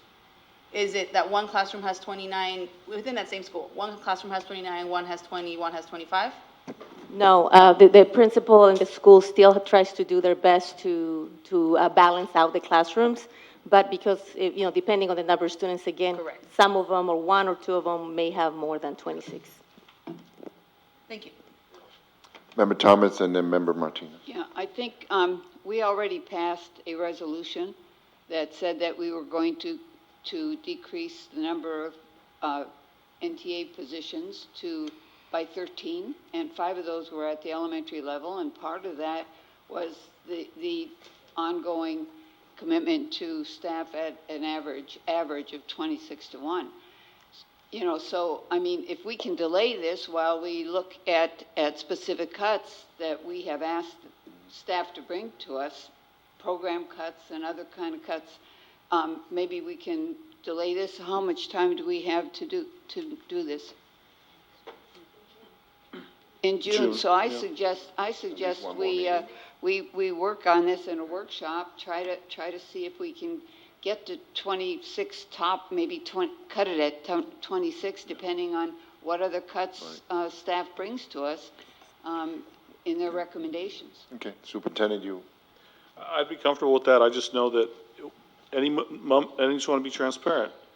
If let's say we decide we're going to go to 25 versus 26, that increases the number we're going to cut. If we go to 24, that increases the number we're going to cut. Just be aware that You push here, it comes up somewhere else. Okay. So I'm fine with that. I'm fine to bring So it back. can we do a workshop at the next meeting then on this? We'll get the schedules out when I get to my Okay. report, and I'll Okay. see when we can schedule Okay. it. I had requested, Go I ahead. don't know, I think you cleared me out. No, I already said you Oh, after sorry. Member Thomas. I think I wanted to come back to the unanswered question of averages versus real, actual number. I think I hear, Jessica, that, it is a tough question in terms of when we do get into that situation. I think if we are going to go down the path of a workshop, again, this is my personal opinion, we'll see how the rest of the board feels, is that the assumption would be it's the number 26. It's not an average of, or whatever the number is. And if that comes with us having to develop a policy, because it's not, where we prioritize kids that live in the actual school versus transfers, because I know, for example, in that area, we've taken a lot of transfers. So what are the rules around prioritization? It won't be pretty if we get there, if we have to, but at least we've got something documented that people would have to live by. So that would be my ask. Thank you. Member John? I'm just going to ask for the grade 4 to 6 and the junior high and the high school. What are the current averages and the legal limit on that? We can provide that. Yeah. So I'll get with the superintendent, see if we can do it, bring it back to if everybody's in agreement at the next meeting, and if we need to do a workshop, we will. Or later, I mean, we have Well, I don't know. How much time do we have? till the end of June. Oh, the end of June. Huh? Oh, June 6th meeting, we can't Yeah. do it at the following meeting? I think as long as it's before June 30th. That's what I meant, to the end of June. Basically, we have to let staff. Basically, we need to let staff know where they're going to be assigned, so this kind of gets in the middle of that. Right, okay. The sooner the better, right? Right. Okay. And I will also get legal opinion Okay. on what parts can we So talk we'll bring about it back. in study. Thank you. 12.6, third interim report for 2018, 2019. I don't have anybody that wants to address this. I need a motion and a second. Conversation? Point of order. What, on the class size, was there a motion? We're going to bring it back. Okay. We table it. It was tabled. We're to be bringing it back at the next board meeting. We're going to try to also schedule a study session. Okay, 12.6. You gotta go. You're gonna have you have a handout? Okay.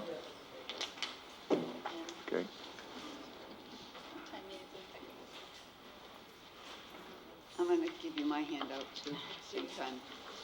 Hold on. Keeping everything.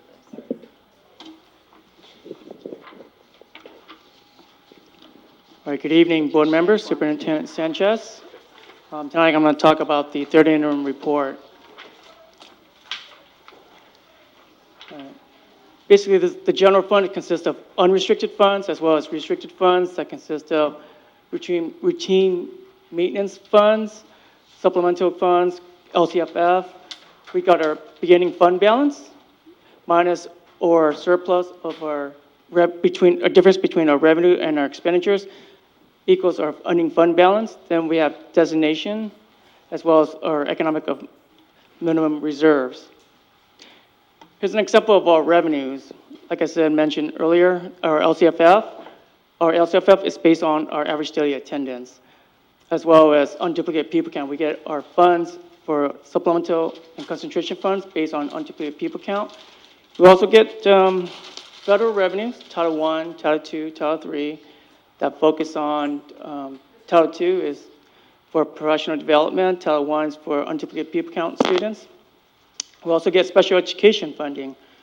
And other categorical programs, we also get state lottery funds and one-time discretionary fund. However, next year, we'll probably know more about it next week on the May revision from the governor's proposed budget.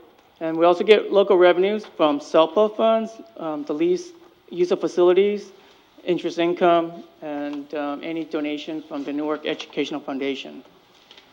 And then inter-district transfer from the special reserves and other contributions. Here's some assumptions for our third interim report. You've seen this before in regards to our second interim report. The governor decides to reduce the CalSTRS from 18.3% to 17% for 1920, another 1% down for 2021, and then a 0.5 in 2021 and the outer years. However, there are rumors right now that's stating that he may go down further for the CalSTRS contribution from 18.3 to possibly 16.65, which will help the district out, which will help every single school district out. Some other assumptions: we get state lottery funds, $151 per ADA for unrestricted, and then $53 for restricted funds. We are projecting right now for CalSTRS rate 16.28% for current year, 1920 17.1, because we won't know if the governor's gonna really actually gonna lower the contribution to 16.65. But we'll probably find that out next week. And then the CalPERS, he's not going to fund anything for CalPERS, only CalSTRS. So as you can see in this chart here, our CalPERS continue to increase. By 2021, it will be about 23.4% that the district has to contribute. The second column is about 1.67% for certificated, and then the classified is about 0.72. And again, I just want to thank the board to pass the resolution 3120 in the amount of $2.2 million reduction. So, give you some, this is the first year we're doing online registration for elementary schools. We have a total of, so far as of today, about 3,623 students have registered for our district. 2,108 has not, and then about 80 students are not planning to return to our district next year. So that comes out to be about 5,731 projecting enrollment for 19 and 20 school year. What we projected for 1920 is 5,701, so we're getting close. Hopefully we don't go below 5,701. If we do, then we have to make some adjustments to our LCFF calculations, our revenues, basically. When we have students not returning, we have students that come in also. Oh, yeah. Do you ever estimate that? I mean, is that not? It's a combination that's in there because we did have some parents that want to send their kids to Newark Unified School District. Here's our summary of our revenues. From adopted budget to third interim for LCFF. Again, we lost some revenues because of our enrollment decline. We projected that our enrollment is going to be way up, but in reality, we lost 100-something students. So we lost in LCFF funding. The previous governor did increase the base fund, so that's why you saw some of the offsetting because our enrollment declined so much, but he increased the LCFF in base fund, so that's why third interim is pretty much close to what the adopted budget was. Federal revenue, we increased in federal revenue. That's because there were a lot of carryovers from prior years, from Title I, Title II. And then other state revenues, it went down because of the previous governor decided on the enacted budget back in July, he decided to decrease the one-time discretionary fund from $344 to $184 per ADA. Also have other documentations because some of Mr. Nguyen, excuse me. the board only extended the time to 11, so. Okay, I'll make this. No, I just want to know how long, so, because we're going to need at least 15 minutes after. Sure, you know. give me about 5 minutes. Okay, I'll good. go through I didn't mean to interrupt you, thank Oh. you. All right. But hurry up, just kidding. Okay. And we got, if you notice that the local revenue went up by $476,000. That's because we got one-time local funds from the CCCEE grant, so, which is very generous. Thank you for Mr. Sanchez for giving us that grant. So here's our revenues here. 81% is from LCFF. We got state, other local revenues. And then our expenditures consist of certificate salaries, speech therapists, psychologists, assistant principals, classified, paraeducators, municipal operations, office staff, confidentials. Employee benefits, the statutory benefits, CalSTRS, CalPERS, contributions, OSDI, unemployment workers' compensation. And then the medical benefits only applies to classified staff, books and supplies, service and operating expense. Now, I'm going to go through this in a few minutes with everyone here. Other outgoes, mission ROP, and cafeteria funds, intra-district, intra-fund transfer out. So here's our expenditure summary. Our certificate salaries from adopted budget to third interim went down because we couldn't fill some of the positions. Speech therapist, speech pathologist, I mentioned that to you during second interim report. The classified salaries, I believe we hired a electrician or an HVAC person. Is Susan here? Susan's not here. But we did hire, so that's why classified salary increased a little bit. And then we also got some grants, and some of the grants were applied to some of these salaries. And then employee benefits went down a little bit, but it's pretty comparable by 19,000. Books and supplies increased. And the reason why, I guess last week someone had an inquiry in regards why did the books and supplies went up so much. It's because normally during March, we have a deadline, a cutoff deadline where school site needs to submit their purchase requisition in so they can order their books and supplies. And then there's also movements in terms of transfers, budget transfers from one budget to another budget. So that's why it's an increase. That's because a lot of the school sites want to submit their purchase requisition in so that they can buy their equipment or books, whatever the case may be, before the March 30th deadline. Yes. But that 500 took us over budget. How could we approve spending that took us over the budget? What? That books and supplies, 500K or whatever it was over budget. How do we allow, how do we allow purchases that are over the budget?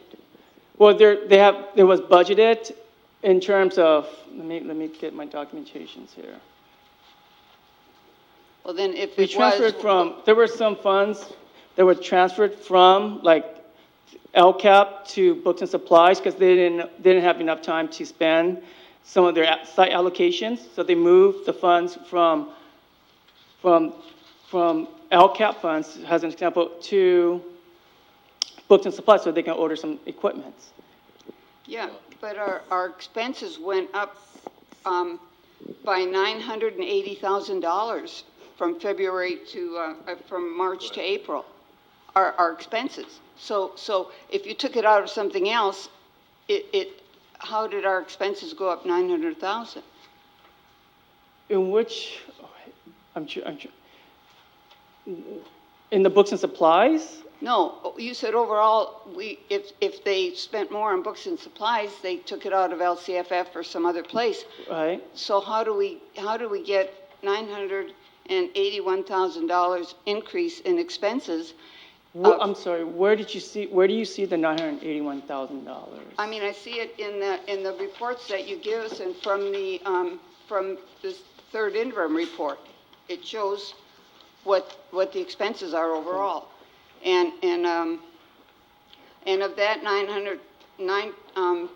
287 was certificated salaries went up, 98,000 classified salaries went up, 99,000 books and supplies went out, 520,000 was an increase in services and operating. It's on the Okay, last so page. I'm going to go explain the service and operating expense for you right now. Here's a document I'd like you to have. Oh, sure.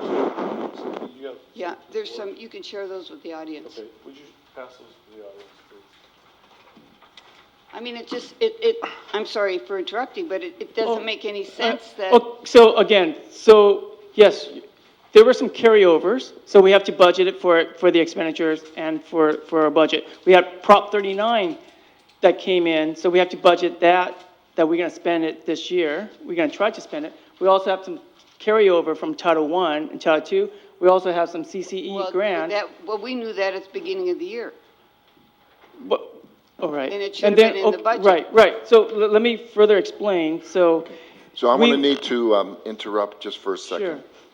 I'm going to let you finish, Mr. Nguyen, but first I need the superintendent to look at the items that are after this to see what we can move to the next meeting or what has to be voted on now.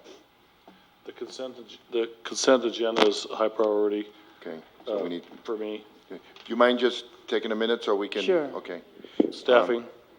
Okay, so let's, with Mr. Nguyen's Consent and consent, we can move to 13 and consent. 14, all of those are important. Okay. Okay, so. We need to hire those people, yes. Can we look at those, board, 13.1? Need a motion and a So second. I move to approve 13.1 to 13.3. I'd like to pull up appointment of assistant principals. What process, what do we have there? Okay. Okay, you want to pull that? Okay, so 13.1 and 13 point, well, no, he already moved on 13.1, so let's just do that, please. Member Jean and Member Rodriguez seconds on 13.1. Please vote.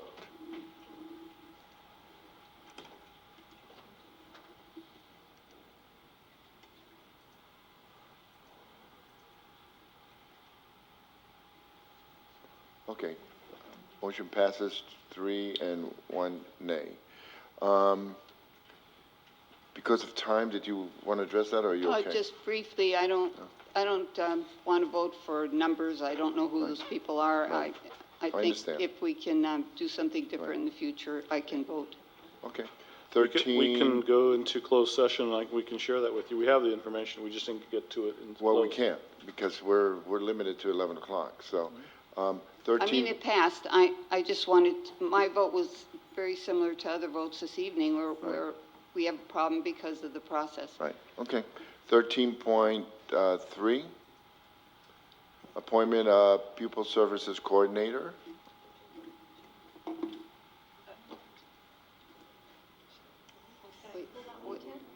Did you want to address that real quick? Go ahead, Jessica. Sorry, I was going to make a recommendation for an appointment of the person that was elected. So basically, what we do is HR conducted a rigorous research for the pupil services position, coordinator position, and we are happy to report that I'm bringing up a name forward by, to you, forward by the committee. The panel consisted of a principal, teacher, 2 representatives of NUMA, and then we forward the names to E-Cabinet, who had a second interview with the person, and we brought up a name for you tonight to consider the appointment of the coordinator of pupil services. Her name is Ana Leon, and she comes to us with 8 years of experience as a clinical case manager for the city of Fremont, and she's also been a program manager for student support services at the Fremont Unified School District. She has a social worker credential, and she knows the importance of including parents in the treatment of children and their challenges. She also enjoys working with school sites supporting services. Okay, thank you. 13.3, Need a motion and a second? I move to approve 13.3. I second. Please vote. What happened to Lucy? She had to leave. Okay, motion passes. Did you want to address 13.2? Go ahead. Yes, so similar to 13.3, we conducted a rigorous research for the high school assistant principals. And again, we're happy to report that I'm bringing up to you two names, Lisa Strom and Karen Foucault. These two persons were, again, selected by a panel that consisted of a principal, a teacher, the school's secretary, counselor, a special ed representative, and myself as the facilitator of the meeting. Again, we interviewed several candidates. We selected the top three that came and met with executive cabinet last Monday, and these are the two names that cabinet is making a recommendation for your approval tonight. Okay, so on this one, we really don't have a conversation. We either voted yes or no on it.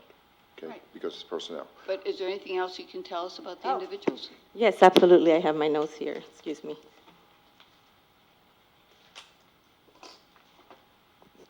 Lisa Strom is coming to Newark from Santa Clara. She comes to us with 8 years of experience in secondary education. She has worked with various areas, and more specifically in developing and implementing AP curriculum that includes Saturday School Academy for AP. She's been an instructional coach. She values collaboration among staff members and is very happy to join NUSD, Newark Memorial High School. Our second candidate that's been recommended tonight, her name is Karen Foucault.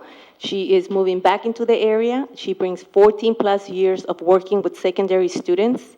She's dedicated, innovative, and a solid collaborator, eager to get to know Newark Memorial students and staff.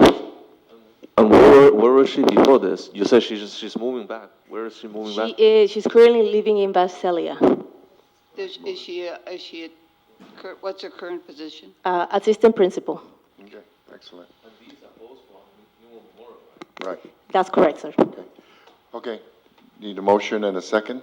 I move to approve. Member, okay, and Member Rodriguez seconds. Please vote.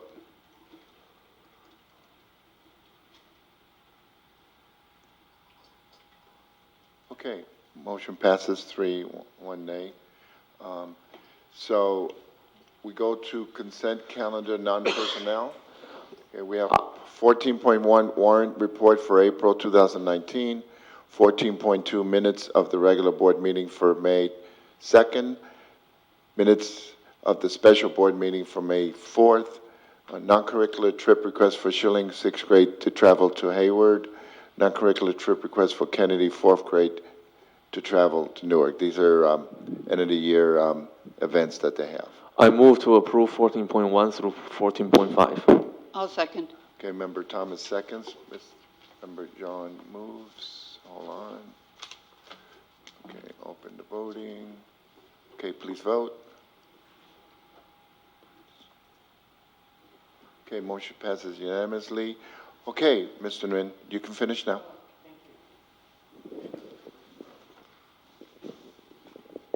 Thank you, board and staff.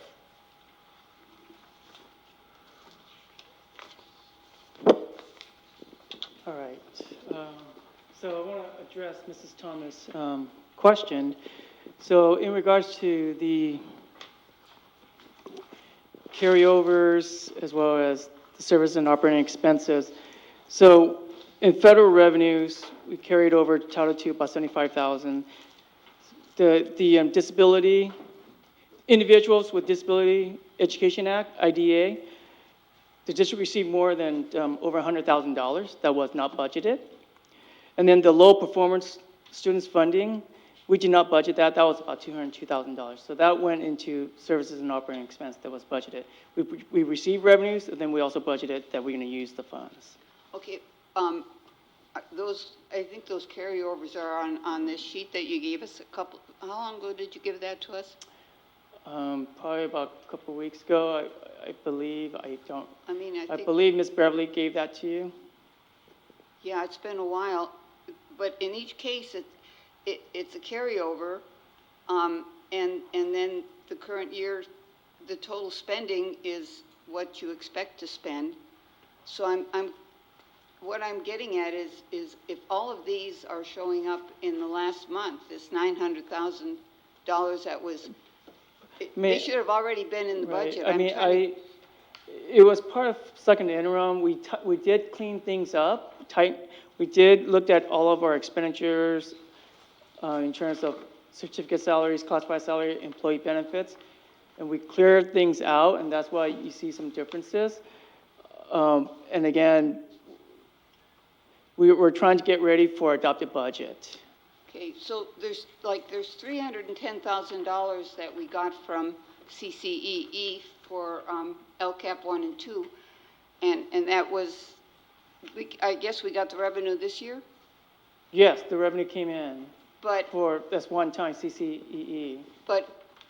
it shows that we expect to spend it this year in this chart. That's what is budgeted, yes. Yeah, but if these are for positions that we're going to have for next year, they shouldn't be budgeted in this year's budget. No, it's not budget for next year, this is for this year's. Yeah. So what for the CCEE money, that is not for positions, it's more for services. So you remember like the landscape, Illuminates landscape report, some of the board work, all of that is going to be mostly services and contracts, and actually also hourly pay for clerks and just some folks to do more work with the end date of June 30th. So that is not, those aren't new positions. Oh, okay. And in terms of the low performing money, what the state gave, of course, thank you for the money, but why so late? But what they allowed us to do is to carry it over. So for the low performing, we're actually budgeting it out for 2 years out. And so it'll show there, but it's not spent because we need to pay for, if you recall, we're going to do 2 TOSAs to support, one for language arts and one for math for 2 years. But this is just the first installment, and then we're going to get the other 200,000 of the low Okay. performing. I looked at those numbers and it sounded like the numbers for salaries. Oh, yeah, no, sorry, yes, We- for we- services. Okay. So we're running out of time. Does this have to be voted on tonight? There's no vote, it's just an information Oh, session. okay, information? Right, because third interim, there's a vote to accept Okay. third interim. That's But it? you don't have to you don't have to certify as whether it's a positive, qualified, or negative certification. Okay. It's just an information, really. Go ahead. Just a quick comment. I know that, as I read the letter, I think that the thing that the county is still asking us is around our expenditure control. And I think that, to me, I know we don't have to vote to approve, to a positive conditional, but that still continues to be a concern. So I think, as assuming that this is accepted by the county, we need to continue working that in-house, because it's still not, it doesn't inspire a ton of confidence, right, that we actually do have a plan to control cost. So how likely do you think the county will actually look at this and say this is actually positive qualification? Right, Mr. Zhang, the third interim would not need to be approved, whether it's positive. Okay. You just submit to the county, and Yes. how would county look at the third interim report? Oh, yeah, they're going to look at it thoroughly, and they're going to come back with any questions, and I'm going to have to answer. And does it. the county need to certify this as positive qualification? No, what happens is that it's going to be submitted to Alameda County, but also California Department of Education, also to the State Controller's Office. They're going to have to review our third interim report because we have 2 qualified certification. If I may help clarify, and I think this is to Member Martinez's point, in the letter, it specifically identifies fiscal stabilization plan, and for the conditions resulted in determination the district may not be eligible to meet its financial obligations, and submitted a fiscal stabilization plan by February 15th to the ACOE. So those are 2 very tangible, specific things that we need clarity on, and maybe reach out to the county to make sure that we hit those targets on or before the deadline. And I'd like to say to Ms. Martinez's comments, I don't have faith in these numbers because they keep moving, they keep changing. You know, for $1 million in new revenue and since March to April and 900,000 in expenses, I don't think they're Right. adequately explained. Okay, so let me explain a little bit more on the LCFF funding too. We receive more funding because I'm budgeting the third interim also on P2. Our P2 is at 5,540. I don't have the document in front of me, but what we projected conservatively at about 5,520. So it's a difference of about $200-something thousand. But let's go back to your revenue question here. So again, we had, like I said, for federal revenue, we had Title II carryovers, we had IDEA, the Individual Disability Education Act. We received revenue of $100,000 that was not budgeted, right? And then we have other state revenue that came in for low performance student funding that we did not budget for $202,000. Then we also have Prop 47 funds that came in about $110,000. Yeah, I'm just shocked because at the beginning of the year, we had 66, that we budgeted, 66 million. And then we had a big decline because of our enrollment. Mm-hmm. And then ever since that decline, it's been going up, and now we have more money than we had at the beginning of the year. But again, there are some carryovers, and then there were But the carryover resources. should have been in the budget, right? Okay, so we're out of time, excuse me. I'm sorry. We do have a special board meeting next Tuesday. Yeah, let's cover this next we can- Tuesday. Okay. Is that okay? I think that the contents of the special board meetings, as I've heard today, is going to be two things. Budget, these questions, as well as K-3. Those are all budget related. Yeah. Okay, so that we can bring it special back. should be around those We can things. talk about it Tuesday. Okay? Thank you, everyone. Thank you for the handouts, and I'm sure that if any board member has any questions, they'll reach out to you. Yes. You know, if the superintendent gives us permission to talk to you. All right. So anyway, thank you, and I apologize, it's just that we have the time constraint. Totally understand. Thank you for your time. Okay, so I'll get with the superintendent and see how much, if we can, on Tuesday, if you can finish it up, if that's okay. Oh, definitely. I'll be more than happy to. Okay, great. Okay, with that, we move to Board of Education Committee reports. Mr. John, do you have anything? Well, last week's Bike to School Day was fun. I was at the Music Elementary, and I believe Member Thomas was at Kennedy Elementary, right?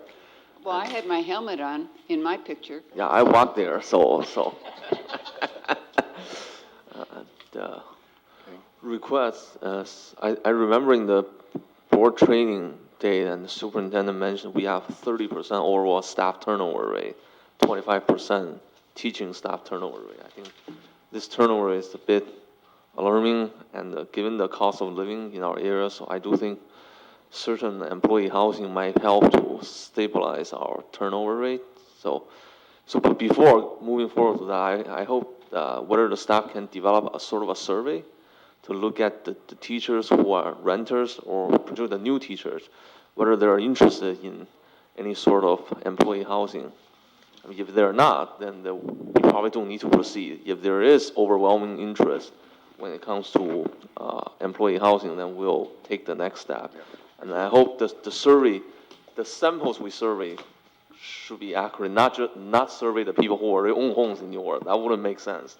I hope we can have the targeted population to survey to do that. You know, employer housing doesn't apply to board members, you know that, right? Okay. Just in case. Member Martinez. I was fortunate enough to walk through our secondary campuses last week with Superintendent Sanchez. So again, very, interested, excited in terms of what our plans are. I know we have a lot of challenges, which brings me back to the same thing. You know what I'm going to ask, since I think my fourth or fifth meeting asking this.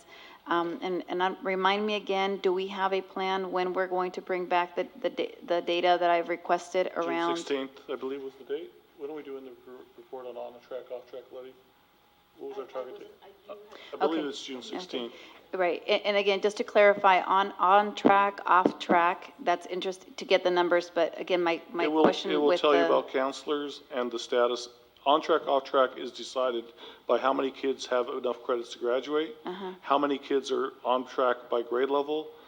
We'll also be incorporating AP, and we'll also be incorporating progressive discipline. okay. So those are the elements that I think, That's a We'll have to get that's a through what loaded you're day session. I think my original ask actually was around touch points with counselors. So I don't want Right. to, I want to make sure that doesn't get lost. well, it because won't that's get lost, and I'm not trying to avoid the question. I just believe that to get an idea of how the counselors are doing, we need to see how the students are progressing with credits.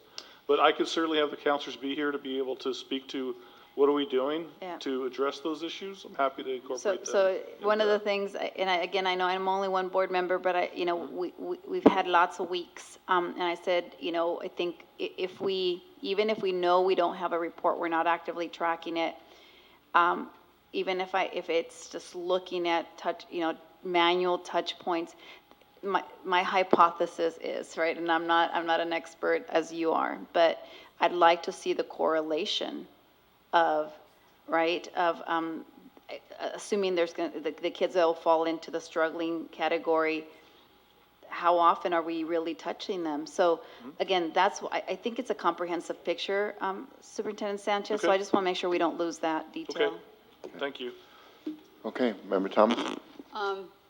I was happy to go to Bike to School Day at Kennedy. I noticed that the requests that had been on the agenda under your report, Superintendent, are gone, right?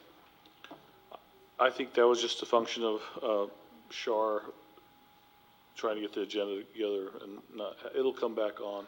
Okay. They haven't gone anywhere. Okay, and this might be part of on track, off track, but I found the number of Apex classes that students are taking. I assume some of them are being taken during the day, during times when there's room in classrooms. I really am concerned about the number of Apex classes that our students are taking. To me, it should be after school or for summer credit recovery, not during the school day. So I would like to see staff respond to the need for that and the cost for it, and maybe seek a board approval for it if it's a change in our policy. Okay, thank you. The only thing I have quickly is, anytime there's something at the high school, because Sierra gave us so much time for the last year, I'm going to those, and I encourage other board members to go. Next week, we have the senior awards, and it'd be nice to have board members there, because Sierra naturally will be getting a lot of awards. She got a full scholarship to Menlo College for wrestling. So and then anything else that's happening, at the sites. Okay, and no requests. Superintendent, anything? I do want to share that I was on an important call with Tony Thurmond this week, and we do have an opportunity to get a grant to explore employee housing. I'll be following up more on that Oh, later. that is so good. Thank you. Okay, that's You it? qualify. You got I want it? to share a handout with you, Okay. and I have copies for the audience if they'd like. 11 o'clock, we did it. Thank you.